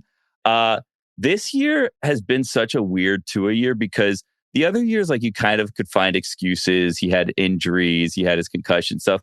This year, he just from the start looked off. And like the easy thing to say is just maybe this is the CTE kicking in because he wasn't the same guy. Like before, at least he'd be decisive. Here, he was taking too long to pass the ball. But then he'll have weeks that he'll make a throw or 2 throws. And you're like, you know what? Maybe. And it's really just because there's no way out with him. Like, what do? You're paying him $50 million a year. You can't just get rid of him. And then even if you do, you're restarting again, which is just an ongoing thing with the Dolphins. See, I'm glad House is here because as you were laying that out, House was trying to figure out the best Bullets Wizard example. And what did you narrow it down to? Like 6 guys where you're in that situation? No, I was Nothing worried. you can do about the salary. You just are stuck with this. Just start trying to see the silver linings. It's again and again and again. I was worried for half a heartbeat there that you were going to try and blaspheme Jaden Daniels. You were going to use that conversation. That I was going to do that. Yeah, because I know you, motherfucker. I know how you roll. I wouldn't do that. I already won our Redskins Pats bet. I don't need to say anything bad about Jaden Daniels. He's fine. Yeah. All right. So we're gonna go through the slate really quickly. We're staying away from Dolphins, Washington. We're staying away from Falcons, Panthers. That's just a hornet's nest. That it's like, here, poke that hornet's nest with a stick. Staying away. 49ers, Cardinals. We might have in a tease a little bit later, so we might come back to that. House was intrigued by Packers, Giants. To me, the Packers are just a stay away. I didn't like the LaFleur stuff. Once that LaFleur coach stuff starts, I just get nervous. They have I didn't like their injury report. Plus the Giants with the new coach. Do you believe in the new coach theory, Billy? I don't know about the new coach theory. I believe in the Jameis Winston will put up a game once a year. To stay away from Jameis theory. No, it's true. I tried to see if there was a trend on when he takes over teams for the first game, if he always wins, because it feels like you get like suckered into Jameis once a team. But there's sometimes he wins, sometimes he loses. He's always Jameis. Some guys there's no way to even attach a trend to them. They're just that volatile. I think Jameis is one of them. Anyway, we're staying away from that. I vote staying away from Steelers Bengals, especially not knowing if Rodgers is the formaldehyde is officially like killing his arm. And then Cowboys Raiders, an official stay away. There's two possibles. House, wait, you said you like Bills Bucks. I don't agree with you, but what was your Bills Bucks case? I've kind of moved off of it. I feel like this version of the Bucks doesn't match up with the priors. What we've seen earlier this season, where they were able to come back, they really were competitive against good teams. I think this Bills team, with where they are right now, after waving the white flag against the Dolphins, they're ready to come in, do one of their home game things where they just get rolling and go downhill and they win by margin. But the counter to that is that the Bucs defense is a decent run stop unit. And so you're like, the Bills are the best run team. Yeah. They need Cook to get going so that Allen can have the time because they still have, poverty receiving core. But I'm fine with staying away. I thought the Pats basically made 3 long plays. Other than that, Tampa was really physical. I was kind of impressed by them. I thought they gave the Pats a good game. And the Pats just made a couple great plays, got some stops. But I think Tampa's pretty good. Anyway, that line is Bills -5.5. I feel like it's a stay away because I don't trust the Bills at all on like 3rd and 8. I don't feel like they have their receiver. What did you see last week with them, Billy? You want some Baker passing stats for this one? Yeah, that you might like. Okay, so Baker's over passing yardage is 213.5 yards. He's only thrown for under 214 yards twice this season. Both times were against NFC South teams. Outside of the NFC South, 276 passing yards a game. So Baker's going to go off on this game. Ooh. Yeah, I got to say, House, I had the Bucks marked originally, but I wasn't sure about the Bucky Irving piece, whether they're going to be run the ball at all. I'm scared of Buffalo coming off a bad loss. I think it's ultimately a stay away. That's fine. And then Lions, Eagles, we just disagreed on. Was the Eagles one of the ones you liked, House? I love the Eagles. I think the Eagles are, this is a version of the Eagles that hasn't existed up to this point. I think the way that they won that Green Bay game, to me, it's like a huge, like, this is who they're going to be. We're back to trench warfare. They're going to try and dominate on both sides of the ball on the line. And the Lions have shown us they can't compete with teams that take them on in the trenches. That's how the Vikings kicked their ass on the offensive and defensive line, and the Vikings dominated them that way. And I think that the Lions are in for a repeat of that treatment at the hands of the Eagles. I looked at that one initially on the Lions side, because they have 3 home games after this. And there's a case for them. Like if they beat the Eagles, coming off a late Monday night game, didn't look good. Sirianni's taking shit after. Lions come in, move the ball, do the whole thing. Their injury report is terrifying. And the Lions injury report is terrifying. Yeah. There's so many guys on it. And Billy, one of the things I wish we could change. I think we're bad at certain things. We've just gotten stuck with certain things. One of them is the NFL injury report, where it's basically like questionable, probable, doubtful, didn't practice today. I need like more verbs and more adjectives. I need like 20, like Penei Sewell didn't practice today. What does that mean? He's the best player in their offense. Is he going to play or not? Did you like it better, like the NBA, when Pop would just put old as like reasons why people were skipping it? But that's not helpful either. Yeah. Like I want more information on each guy beyond just like these basic verbs. And then we're trying to do this on Thursday and Wednesday, Thursday, but then sometimes they'll practice Friday or they won't practice and you think this guy's in and then he's out. But to me, the injury report alone is a reason to make it. Any Lions thoughts? Do you want like a scale like on injury reports? Like if you're just doing words, have like, so this is like probable, but like there has to be then subcategories of probable. So like if it's probable, it's really like 70%, or would you rather have like a number scale, like 83% chance of playing this week? No, I was thinking more like nuclear bombs, like the DEF CON, because I watched that Netflix movie. And they kept moving the DEF CON thing. And I was thinking how that, like, I feel like there should be some version of that, like a sliding scale, but I think it should be 1 to 5. Okay. So Penei Sewell, if he's leaning toward not playing, maybe that's more like injury report 2. It's like, oh shit, he's a 2. But when it's like he didn't play, who knows? Like I don't know what to make of that. So, or maybe it's a 1 to 10. Is he like? So 1 would be he's definitely not playing. So maybe it's like a 2 to 3. I just wish we did better, especially with all the money at stake. All podcasts like this. You don't agree, House? Well, I feel like we could do it. I mean, this is what AI exists for. Let's put AI let's deploy it for the forces of good. Tell Chat GPT, hey, go in here, get the beat writers injury update. The beat writers are physically there at the football field, spitting out information into their Twitter feeds, into their Instagrams. AI, go grab that shit, put it into a number scale for me. Give me the breakdown. That's what I'm paying for, Chat GPT. We're just stuck with ways we did things 20 years ago. And you and I are, that's for sure. No. I'm saying like some of these things we have just 3 judges for championship boxing matches, right? We still have only 3. Why can't we have 5? Why can't we have 7? Why are we just relying on these 3 people? Why. This is another one. Like we just have always done the injury report this way. They won't flip it. Just let's do better. Who are we mad at exactly? Is it like the coaches, the players, the league, the reporters? Like who is to blame for why we're in this situation? The teams. It's the lack of information where it's just like, he didn't practice. Okay, cool. Is he practicing tomorrow? I don't know. And then we're supposed to guest on a Thursday. There have been. Peninsula is a perfect example. Like if he doesn't play, they have no chance against the Eagles. I don't think. We got messed up with Joe Alt that way, trying to make a Chargers pick earlier this season when we thought he was going to play and then he didn't. And we have the 2 giant butt fucks of the season were Michael Penix looking like he was going to play on a Saturday and not playing on a Sunday. And then the same thing with Lamar. The Ravens, I think the Ravens got in trouble, didn't they? Didn't they have to pay a fine for, he wasn't on the injury report and then he was out the next day? Like, oh. Yeah, the Ravens did get in trouble. Anyway, we're staying away from Lions Eagles. Did you have any trends on Lions Eagles or either of those games? I forgot to ask. Lions Eagles? No. Give us before we go to the 5 we like, give us 2 trends that you had. Okay, so I've been looking into alternate uniforms this season because there's alternate uniforms for everything. There's the throwback uniforms. There's these new Nike rivalries uniforms that are going on. Alternate uniforms have not been having a good season. So if you look at the weird throwback uniforms, the Steelers' horrific uniforms lose that game.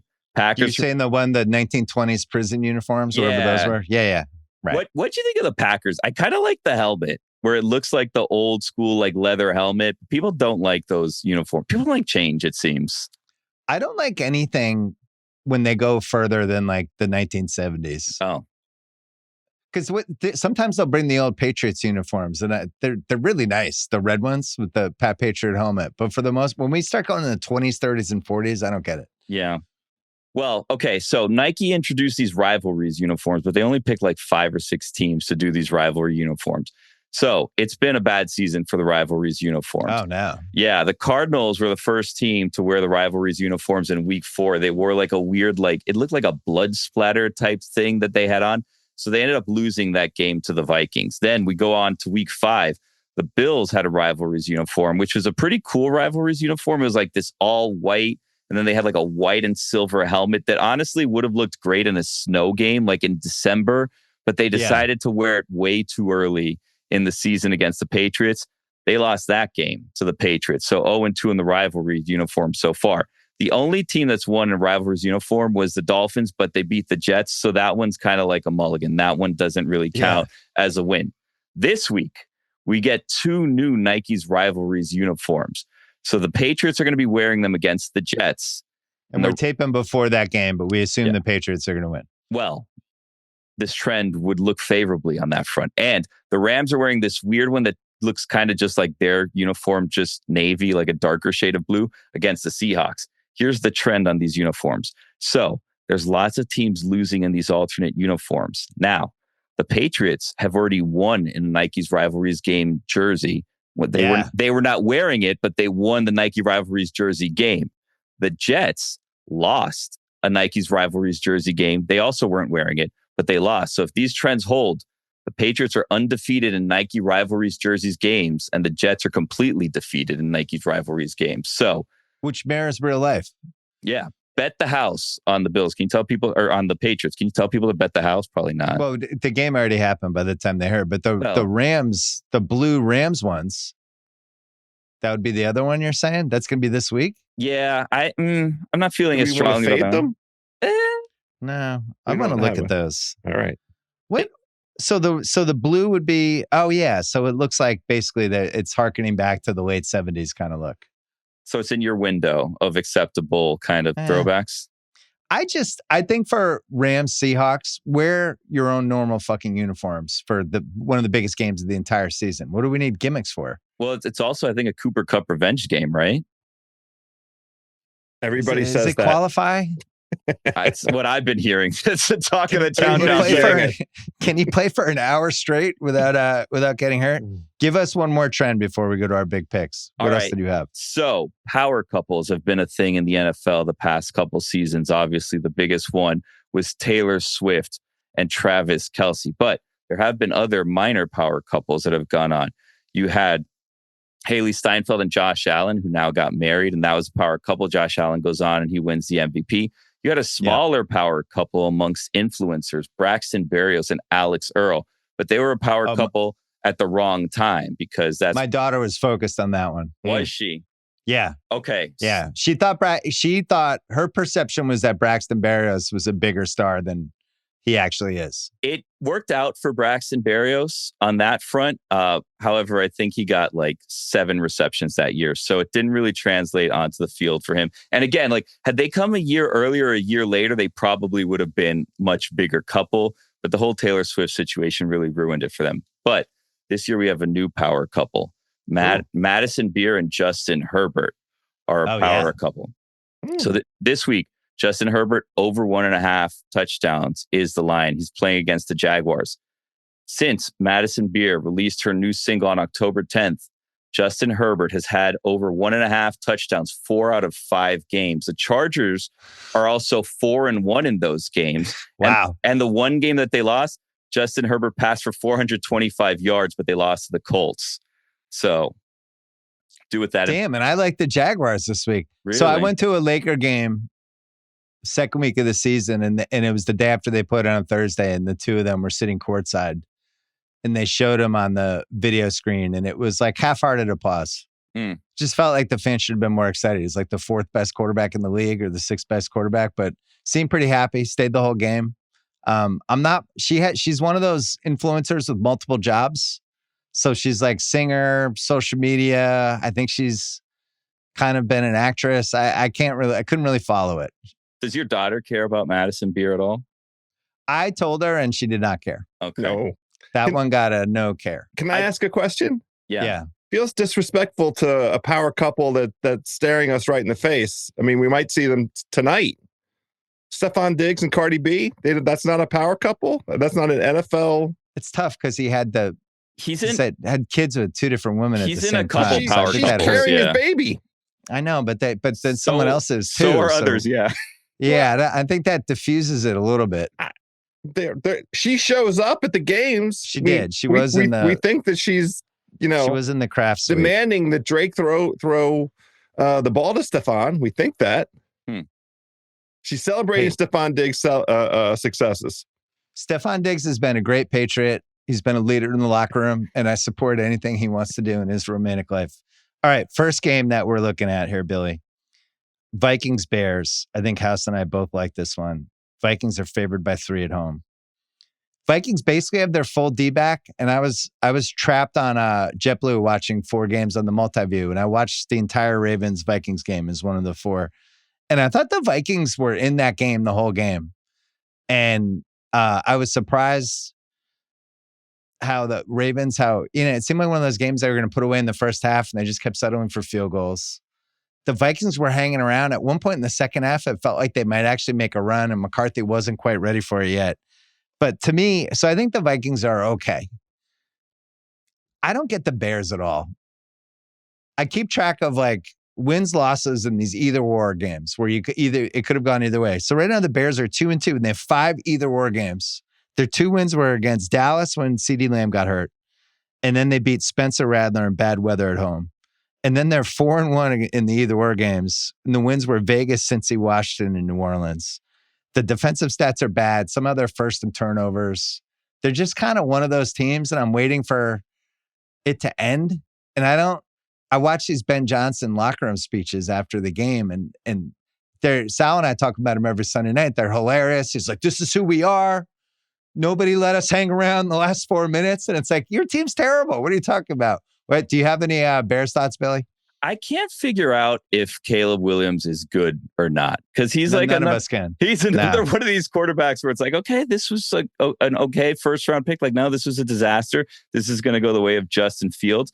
And then they got him all those weapons last year. Then they fire the coach. They bring in Ben Johnson.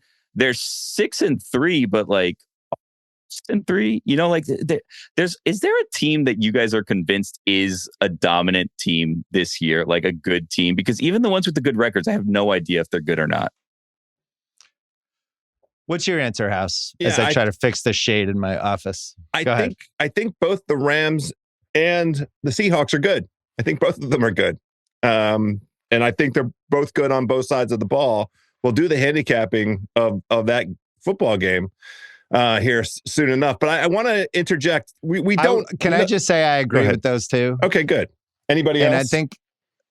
I mean, the Chiefs. I'll say the Chiefs. I'll go ahead and go way out on a limb. I think the Chiefs, if they take care of business this week. Yeah. And I think the Patriots actually might be good. But I just think they need a couple more wins under the old belt. Seems like a good. So this would be my favorite. But we agree. Rams, Seahawks. I think the Eagles have to get credit just for putting up wins. I mean, there's, at some point, if you're winning every week, you can't nitpick too much. And they're not playing a bullshit schedule. No, they've had hard games. Yeah, they're big bullseye on their neck. They're beating the best teams. Anyway, what were you going to say? I just wanted to interject on the Caleb Williams question. We have no idea whether he's good or not, because this is the first 8 or 9 games with a genuinely competent person calling plays. It's like this is the first time in however many years that he's actually trying to play like an organized offense. And it's why I think we keep seeing these game scripts where the first couple of offensive possessions by the Bears, hey, look at that team. They look pretty effing good. They're moving the ball down the field. And at the 3-hour mark, right. And he bails so quickly. He goes through no progressions. But it's a work in progress. I do think over the balance of a full season, we'll see Ben Johnson and they'll get on the same page. Right now, it's inconclusive, leaning not good, but I don't think we can make a call yet. You know what's interesting about him? This should be an award when they do NFL honors. If you did you have like these mixtapes of basketball players in high school and they all look incredible. It's like they're just hitting threes and alley-oop dunks. And that's not what the experience to actually watch them. The Caleb mixtape this year would be pretty incredible. Like some of the scrambles he's had, especially in big moments, like the pass to Loveland. Yeah. Like he's had, but then if you watch him for 3 hours, there's also like all of these other terrible plays he makes. And he's like the classic scrambles to the right and runs out of room and has to throw it out of bounds. He does all that stuff. And then every once in a while, he'll have an awesome throw. But I ironically feel the same about Tua, not lately, because Tua is kind of fallen into an abyss, but Tua was like that for a while where it seemed like the wheels were coming off. And then all of a sudden he would hit 4 dudes in a row and it'd be like, wait, is he good? You just kind of never could get a handle on it, right? Well, even when he goes, 24 of 27, he has those 3 are so bad. And you just look past all of the positive stats and I'm like, oh my God, what are we doing with this guy? And it's like, well, those numbers aren't actually that bad. And his QBR wasn't bad that game. He's not that bad. Right. Who do you guys think, I guess, is the best player or the player that you could make the best highlight reel of in the league that's actually not very good? So you could show someone look, this is the NFL. And they see that person wow, this guy's incredible. And you're like, they're really not. They just have such big bam plays. And the rest of the time, they're just shit players. It's probably a running back, right? It's probably some running back who every once in a while can make people miss. For the Patriots, it's Austin Hooper, the number 2 tight end. You could cut he had 8 awesome catches this year. And if you cut them together, it's like, is this guy Gronk? Look at these catches in traffic. Who do you think it is, House? Joe Flacco, who I love. I say that with all of the love in my heart. It's just an amazing moment in his throws. career. It's just you like seriously. Every one of his throws in Cincinnati have been the best throws, the most amazing throws. The scramble that he had on that Monday Night Football. Like, anyway, I'll stop. Brian Thomas Jr. is like that too, because he's had a bad year by all accounts, and I have him on multiple fantasy teams, and he's had drops over the middle and all kinds of stuff. But he's also had like 7 awesome plays. Last year he had a lot more. Vikings -3. I think we're locking that one in house. Lock. Yeah. The only fear is JJ McCarthy. He's up and down. Great throw one play, horrible throw the next play. He'll have an awesome scramble where you're like, wow, this guy, there's something here. And then, he'll be running for his life next play. You said it. All of the Bears wins are because of turnover differential, and we're betting on a guy who's a turnover waiting to happen. That's what we do. So, yes. One other thing I like, kitchen sink game for the Vikes, because they have at Green Bay, at Seattle next 2 weeks. They're 4-5. Like, this is it.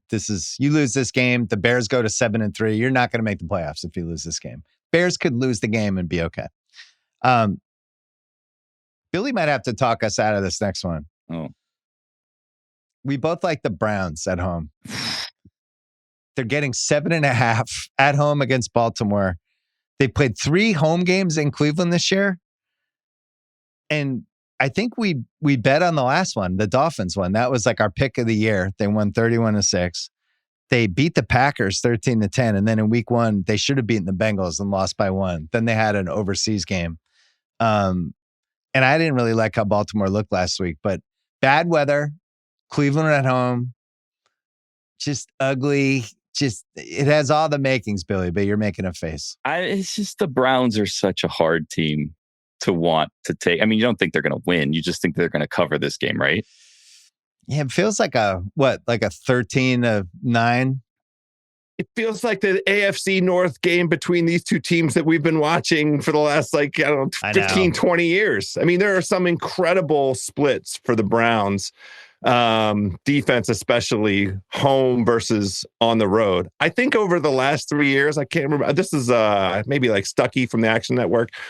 The Browns against the spread are over 60% at home, and they're like 5-20 on the road. Like this, just their yards per offensive possession are the best in the NFL. Defensively, they're allowing an average of 11 points a game at home, but only 3 games. We've been talking about this for a couple years. Yeah.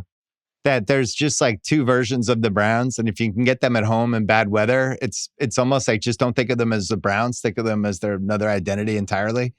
I didn't like how Lamar looked last week. He's only rushed for 50 yards in 2 games since he came back. He just doesn't have the same explosiveness, and obviously he's not 100%. He had a hamstring injury was it a calf or a hamstring? It was one of those leg injuries. But I just didn't think he looked great. The counter here is we're taking Dylan Gabriel, and there's just some awful, awful Dylan Gabriel stats. Really bad. But I'm not sure if it's a bad weather home game. Like, is he even involved in this game? Nope. We're just going to run the ball. Quinshawn. Yeah. I don't like that situation for Lamar. I have him in a guillotine league. I got him for $2 last week, and I was like, this is how I win the league, because half the teams ran out of money. And then there was only one other person with money, like literally $0 is how I got him for 2. Because I realized there's only one other person that can bet or can bid on him. And he has Josh Allen, so he's not going to do it. So then I can save money. And now we're just in like survive week to week mode. And there's one other person with money in this league. And if I knock him out this week, we're good. So I was going to play Lamar, but now I'm thinking against playing Lamar this week. I would not play Lamar this week. What's your other option? I concur. All right, hold on. Yeah, that's a stay away. I'm in the same situation in the guillotine league House and I are in that House got knocked out of. There's 7 teams left and only 3 have money. Everyone else has zeros. And then it just becomes Hunger Games for these like superstars the last couple of weeks with the 3 people who have the money. Well, so I'm down to 3 teams because we only had, I think, 12 teams in it this season. So it's 3 of us that are left. Only one other person has money. They have like $80. I have like 500, which is kind of useless. And then the other guy that's in first has $0. So if I just survive this week, I can just outspend everyone else. You just have you put together an all-star team. Well, that sounds amazing. And it's also like, Matthew Berry is in this league for some reason. So like there's the added, I just want to beat the guy who has come up with this and has made a career out of fantasy. Like, even if I lose the rest of this, because like, I don't know how many leagues you guys are in with just like normal people that they think, oh, because you're in sports, you know so much about this. And they get like this pride in beating you. And it's like, I don't know shit. Like, I know the same as you guys do about everything else. Like, fantasy wise, I'm just hoping my guys don't get injured. And like, it's a crapshoot. But the pride that I would take out of knocking out someone who's made their entire lifestyle out of fantasy would just... You should start doing taunting videos. I mean, I don't want to pour water on this, but I think he's in like 27 leagues. Yeah, no, I know. I'm not the only only one. Might have like minions doing his teams. Honestly, the reason that I'm like trying to sneak by is because I'm like, this is so low on his list of priorities in terms of like fantasy. Yeah, he might not even know he's in the league. Yeah, I probably. Well, he went a little crazy with the money this week. He was throwing out like $200 at people. Yeah. Play somebody other than Lamar. Who's your other choices? I have Herbert, so I think I'm going to go with Herbert this week. Actually, you know I like what? Herbert. Well, especially after the Madison beer stat. I don't know why I was even giving it a second thought. I had to stop. I don't play fantasy basketball anymore because anytime I was in a fantasy basketball league in an auction, anytime I started bidding on somebody, people would just go $1 higher than me just because they figured, well, he loves basketball. If he likes this person, I'll just go $1 higher. And it just wasn't fun. House was one of those people. Yeah. Left hand up. Guilty. F you, House. Speaking of the Jags Chargers, I had this one marked down, Jags +3. So Herbert could still have a good game. It could still hit your trend. It's going to be 78 degrees in Jacksonville. And I'm guessing a little bit humid too, right? See, the Chargers, these LA kids, they get to play in a dome. They don't really get to see this, but I thought the weather actually mattered last week in that Buffalo game. And we see it in Miami, twice, 3 times a year. These teams go to Miami and the weather's weird. And I feel like it happens in Jacksonville and it'll happen in Tampa. But there's some really interesting, the Chargers offensive line is just terrible. And they lost their 2 anchors. It didn't really manifest itself last week because Rodgers was so bad it almost didn't have to. But I just feel like the Jags, they're like a zigzag team, and this is the week to follow the zag. Jags +3 feels like a 3-point game. House, if Jacksonville won last week, which they should have won, and thank God they didn't because we had the Texans. If they won, is this spread even?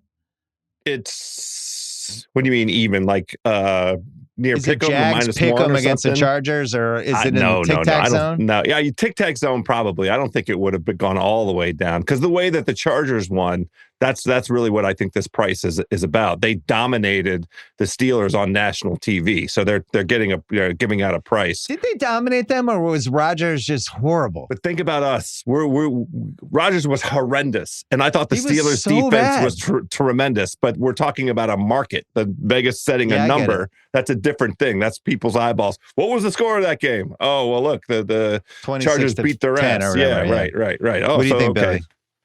I'm thinking back to the playoff game where Justin Herbert looked like he was going to beat the Jaguars and they had that lead. And I'm wondering if the ghosts of 2 years ago are going to come back and get in the head. That helps our cause. Yeah. Get in the head of Justin Herbert and think, you know what? I can do it here. And then if things start slipping towards the end of the game, like, oh no, it's happening to me again. And the Jaguars come back and take them down. I like that. Yeah, I do believe in that.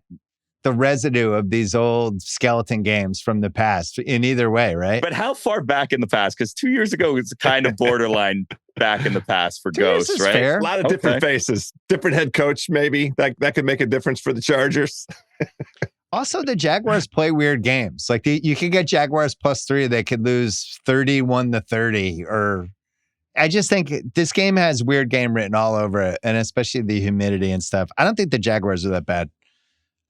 You look at their schedule, you look at they played some really good teams. I don't trust them at all. I wouldn't ever want to lay points with them, I don't think, in any situation. But in this situation, I don't mind it. So we're staying away. Oh no, we're not staying away. You want to put the Eagles -1.5 against Detroit. You want that to be your pick potentially, House? Yeah. Potentially, yeah. I mean, but we're definitely doing the Jags +3. We're definitely doing the Browns +7.5. We're definitely doing Minnesota minus Well, there's 2.5. There's one more I really like. Yeah, and I think I agree with you. So I do like the Eagles this week, but go ahead. I think we're in agreement on the other one that you like. I really like the Seahawks +3 against the Rams. Mm-hmm. I'm all in on the Seahawks team. Aaron Schatz, I don't know, is he the creator of DVOA, the king of DVOA? What's his moniker? Whatever you give him. You're the podfather. You name it. DVOA. You dub it. Igniter. I don't know what it is. He said he has an army though now that does his bidding for him, right? Like if you look at his book, it's like this team was written by this guy and this one was written by that guy. Like he has the formula, but it seems like he might be getting a little too big for his britches on this. Billy Gil. Well, he was calling this the DVA Bowl. Oh, I like this. It's 1 against 2. Very good. Seattle's Very good. 1, the Rams are 2. Well, he's allowed to do that since he invented it. The case for each side, both teams are really good. You can throw on the Rams. I just think you can. I've watched Mac Jones do it twice. I watched it last week. I felt like if they don't have that Juwan Johnson fumble, or Jennings, then there was that McCaffrey gets stoned on the 4th down, but they were like right there just going back and forth with the Rams. And that Niners offense, I wouldn't call it juggernaut. And I just think they can move the ball on them. I think either this is a close game or the Seahawks win. So I like that. I don't think the home field is going to matter that much because it's whatever. It's LA. The flip side, Billy, Darnold in a huge game, which we have not seen since the last 2 times we saw it, which was the last 2 games of last season when he shit the bed. Yeah. I mean, and it's hard to just be like, he's fine. He seems due to not shit the bed, though, right? Like in law of averages, you can't always shit the bed. At some point, you run out of shit. He's not fine. I think he's fine. I mean, he's having a great year. Yeah.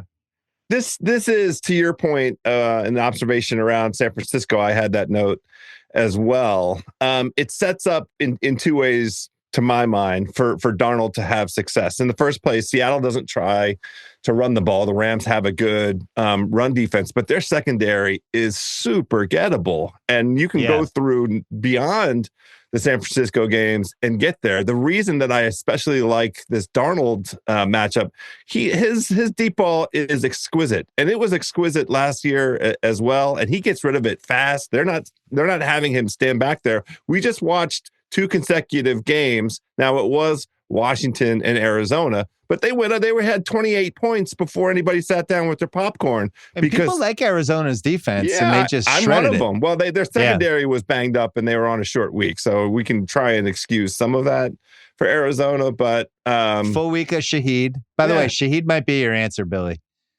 And for highlights, for the highlight guy. Okay, you just take like 8 Shaheed plays, and you'd be like, is this what Gale Sayers was like in the 60s crossed with Jerry Rice? I think if I got like a Justin Fields highlight reel and I put it in a time capsule and had someone open it in like 40 years, they'd look at him like, wow, this guy was really good at the time, and just don't show them anything else other than his scrambles.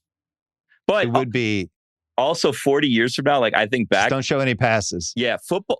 If I see like highlights from football 40 years ago, I'm like, wow, that is a terrible game. So I can't even imagine what football will look like 40 years from now, where you're like, yeah, these people are completely unathletic. They're very slow. They can't make throws. Like, what were these people watching back in the day?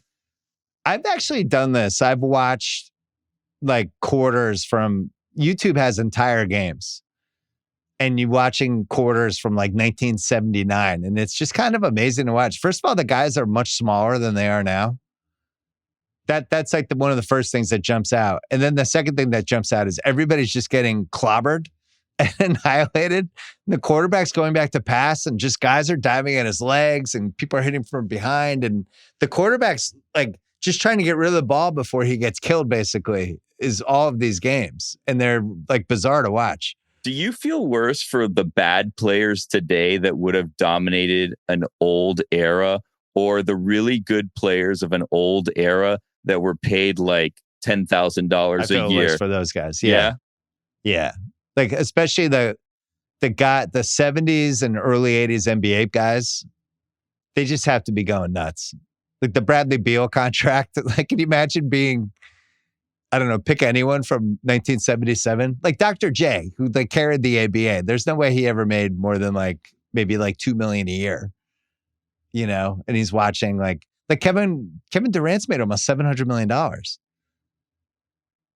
$600 million, something like that. Whatever it is, deserves it. Look at how much the league has made. It's fine. House is always pro labor for the players. He's pro labor in the baseball dispute.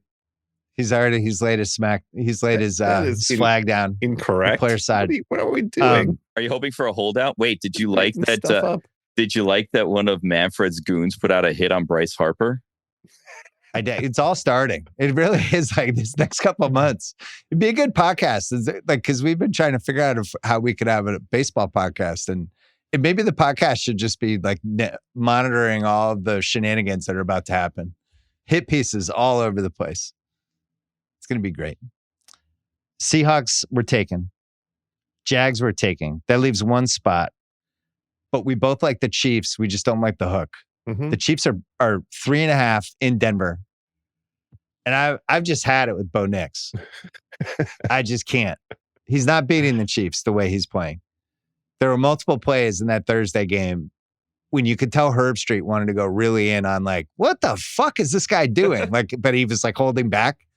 I just think he's a complete mess. I have a couple Broncos fans in my life, and all of them are kind of if we can just get a good hour of him, they're already in that mindset. And the Chiefs need the game. That's the other thing. It's not like the Chiefs are 9-0, right? They're 5-4. They're not even in one of the 7 playoff teams. So I'm afraid of the hook. I want to be on the record. I'm not afraid of the hook. This is the Chiefs coming off of the bye week, going up against this completely incompetent offense. They will have Spags knows how to scheme up against Bo Nix. I'm not worried about Spags having the time. The single biggest thing that Denver enjoys is an unprecedented fourth quarter point differential. They're beating all of these garbage teams. Yeah, they did in the Eagles game in the fourth quarter, right? The Eagles is the lone exception. They did a good job there, but I mean, I'm not rewarding them for the outcome against the Texans. They knocked the quarterback out. The guy still hasn't come back yet. No, I'm very suspicious of this Denver team, and I think the Chiefs are ready to come in and handle their business. How do you guys feel about Sean Payton? Because Sean Payton was the genius, obviously, with Drew Brees, right? And then he was supposed to be the quarterback fixer, and then it didn't happen with Russell Wilson. And then Bo Nix was his guy, and he was okay last year, but he's not. Do you guys think Bo Nix is going to be a superstar quarterback? Probably not, but they have a great record. So is he a good coach or is he not a good coach? I was just talking to one of my Bronco fan friends, Dave, who's kind of I don't really fully understand this Peyton is a genius thing. I think the Bronco fans are starting to, he's had some weird calls, especially when was the Super Bowl? The Colts, he's been dining off that onside kick call, which was in 2009. Entourage was on in 2009. It was a million years ago. I was year 2 of this podcast. But I think that some of the game management stuff with him is pretty strange. And I don't understand what, some of the stuff they asked Bo Nix to do. It just seems like he can only do a couple things. He can roll out to the right and do a quick pass. They keep asking him to throw these deep passes, and he just can't complete any of them. I actually like their players. I like Franklin. I like Sutton. I like the running backs. They can block. Good tight ends. So I'm with you. So you're down on Peyton, it sounds like, Billy. I don't think he's the genius savior that he was painted out to be. But at 8-2, it's hard to explain to people why he's not doing a good job. Right. I mean, considering where they were, this franchise was with Russell Wilson as their quarterback, and then he quickly showed Russell Wilson the door. The Broncos made the playoffs, and now here they are once again, at the top of the AFC West. It's tough to challenge the big picture stuff, even though. Yeah, but we're talking about the minutia piece, because the roster building he's still really good at. Yeah. I thought he did a great job with the draft picks, free agent signings.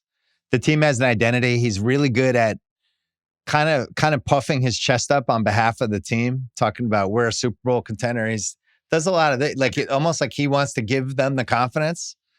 But then you watch some of the game management stuff, and that's why I think they could be in trouble with the Chiefs. But so, House, you just want to like lay the hook here. I have no problem with it, but I understand your reservation, and it really does, fly in the face of what we've watched all season long with these Broncos, which is pulling something out of their butt right at the end that they're the colon blow team of 2025. Because So, we could do Chiefs money line with the Green Bay money line, but then we're banking on that weird Packers team. We could do Chiefs money line with Houston plus 2.5 in Tennessee. I don't want anything to do with that game. You want to stay. You don't like Davis Mills, even though he saved our ass last week. That was it. That's the end of the road. You can't ask for anything more from Davis Mills. He saved our ass last week. That's it. Don't ask for anything more. So you're saying, Kat, we're at the blackjack table with Davis Mills, and we have to get up and put in the chips. Yes, the cooler has come to the table. It's time to get up. Billy, you didn't have any Davis Mills trends, did you? No, I didn't. Probably not. I didn't really look up Davis Mills. I forgot to have you prep on that. I'll look into that. Chiefs money line Arizona plus 9.5. That was another one. The Arizona against the Niners. Fine with that one. Go ahead. Oh, you like that one? Oh yeah, fine. I don't think that the Niners are going to win by margin. This is a division Here's game. the one. So we could move the Chiefs line 1 point, get away from the hook. Chiefs minus 2.5, and put it with Arizona getting 13.5 against the Niners. And the Niners just like, their starting defense, it's like, hey, that's Keon Wade. He used to be on the Patriots. Like it's one of those defenses. Every guy they have is somebody that's probably been on your team in the last 2 years. So you like that one? We would rather do that or just lay the hook, House? I'm fine with both. And obviously, that's not an answer. Yeah. Well, as a therapist, you're going to have to pick a side here. Well, maybe we ask Billy, would you rather lay the hook with the Chiefs? Just say, fuck it. Chiefs would have to win by 4 points in Denver. I feel like I'm not supposed to give my thoughts here because this is you guys working the situation No, we out. Want your thoughts. We want your thoughts. Because we can also just stay away from this game. We have 6 choices. How strong are we feeling about it? do the Chiefs minus 2.5 and Arizona plus 13.5. 49ers cannot. The only way 49ers win by margin is if the Cardinals give them the ball. If there's like special team catastrophes, Brissett, fumbles. Yeah, but that might happen. Why is Tennessee going to beat Houston? I just don't want anything to do with the Texans. We got the thing with the Texans. That's it. We need to be happy with it. Let them get Stroud back. New coach Giants. Anything? I like the Giants because of Jameis. I think Jameis has a Jameis game. Yeah. One game. I don't want to lay the points with Green Bay. But Green Bay isn't going to lose 3 straight games. We already talked about this. We got to stay away from Jameis. Okay. I don't trust Jameis. All right. Staying away. It's like when the wrong dealer comes into the table and you're like, I don't trust that guy. All right. So we can either do Chiefs minus 3.5 or Chiefs minus 2.5 with Arizona plus 13.5. That fits under our minus 120. Talking about. But those are 2 choices. Still there. So pick. Those are the choices. You pick. I'll do the combo. I prefer the combo. Arizona plus 13.5, Chiefs minus 2.5. It's the sissy way out. I admit it. So Vikings, Browns, Seahawks, Jags, and then Chiefs, Cardinals. I think we stay away from Eagles, Lions. You can. I'm fine. I've already bet the Eagles. I'm going to keep betting them. Okay. I also bet the Chiefs. I bet the Chiefs at minus 3.5. I'm fine with it, but we're trying to win here. Okay. All right. The Ringer 107 is presented by FanDuel Sportsbook. First one we are doing. I had the wrong line before. I thought it was Vikings minus 3 in Minnesota against the Bears. And then House reminded me before we started this part that it's actually minus 2.5. So that's even better. We get an extra half point. Vikings minus 2.5 at home against the Bears. Do I trust JJ McCarthy? Not totally. Do I trust Caleb Williams to burn us? Not really. Kitchen sink game for the Vikings. They have to have it. They're playing Green Bay and Seattle on the road next week. Anyway, Vikings minus 2.5 to right the ship and keep their season alive. That's our first pick. Browns plus 7.5 at home against Baltimore. A pick that made Billy briefly recoil. And then by the time we went through it, he had decided to not have Lamar Jackson in his guillotine lineup this week. I'm easily swayed. Bad weather at Cleveland. House, you made the point. Cleveland at home is just like they shouldn't be called the Browns. Call them something else. Call them the Cleveland ass kickers. Browns plus 7.5, and we're going to try to not pretend that Dylan Gabriel's the quarterback. Seahawks plus 3 against the Rams. I think the Seahawks are slightly better. This to me is a playoff game with playoff rules. I'm not sure because now with the home field advantage, you get 1.5, right? If you're home. So the Rams are getting 3. They're saying the Rams are better than the Seahawks. I just disagree. I think you can throw in the Rams. We didn't even talk about how good the Seahawks have been on the road for the entirety of Mike Macdonald's tenure as a head coach. Yeah, they are excellent on the road. By the way, they have 2 losses and should have won both of the games. So there you go. Jags plus 3 and Chargers against the Chargers in 78-degree weather in Jacksonville. Some trends Billy brought up about Herbert power couples that I think he can put up stats and we can still get our result. I love the plus 3 because I think the final score of this game will probably be 1 or 2 points. And either way, that's good for our bet. But I think the Jags can win this. I don't think the Chargers can block. At some point, it's going to come back and bite them. And then last but not least, we're going to take the Chiefs. They're favored by 3.5. We're going to move it to 2.5. We're going to move it 1 point. And to do that, we need the juice from Arizona plus 13.5. They're home, right? Against San Francisco. They're home. Yes, they're home. Yeah, that sounds great. Yeah, let's do it. Gannon time. And that is under our minus 120 threshold. So those are our 5 picks. Billy, any last thoughts? I think Seahawks pick's a good one, but not because what you're saying. The Rams, remember, alternate jerseys. Rams alternate jerseys, a guaranteed loss this week. Very fair. That was the Ringer 107 presented by FanDuel Sportsbook. Billy, what'd you think? I think we made a lot of progress this week. I think that you guys are in a better place than you were when we started. That was I feel the same way. Excellent picks lubricant. I feel closer to House. You can hear Billy. Billy's going to pop on different Ringer podcasts. Probably like this for a little while. You're in the college football tailgate show. Ringer Tailgate. Yeah, check it out. Can you rank the hosts before we go? Ooh, wow. Okay. Your favorites? Now I have to play favorites. 3 to 1. Sure. Oh, you want to do that? Yeah, let's do it that way. 3 to 1. We're doing just Ringer Tailgates 3 to 1 here? Yeah. All right. Just for not for the entirety of the podcast, but for your experience on the podcast yesterday. My experience on the podcast, Joel is an easy 3, bottom of the barrel, I would say. Yeah. Joel's at the bottom. And this is like a big one. Tate and Van.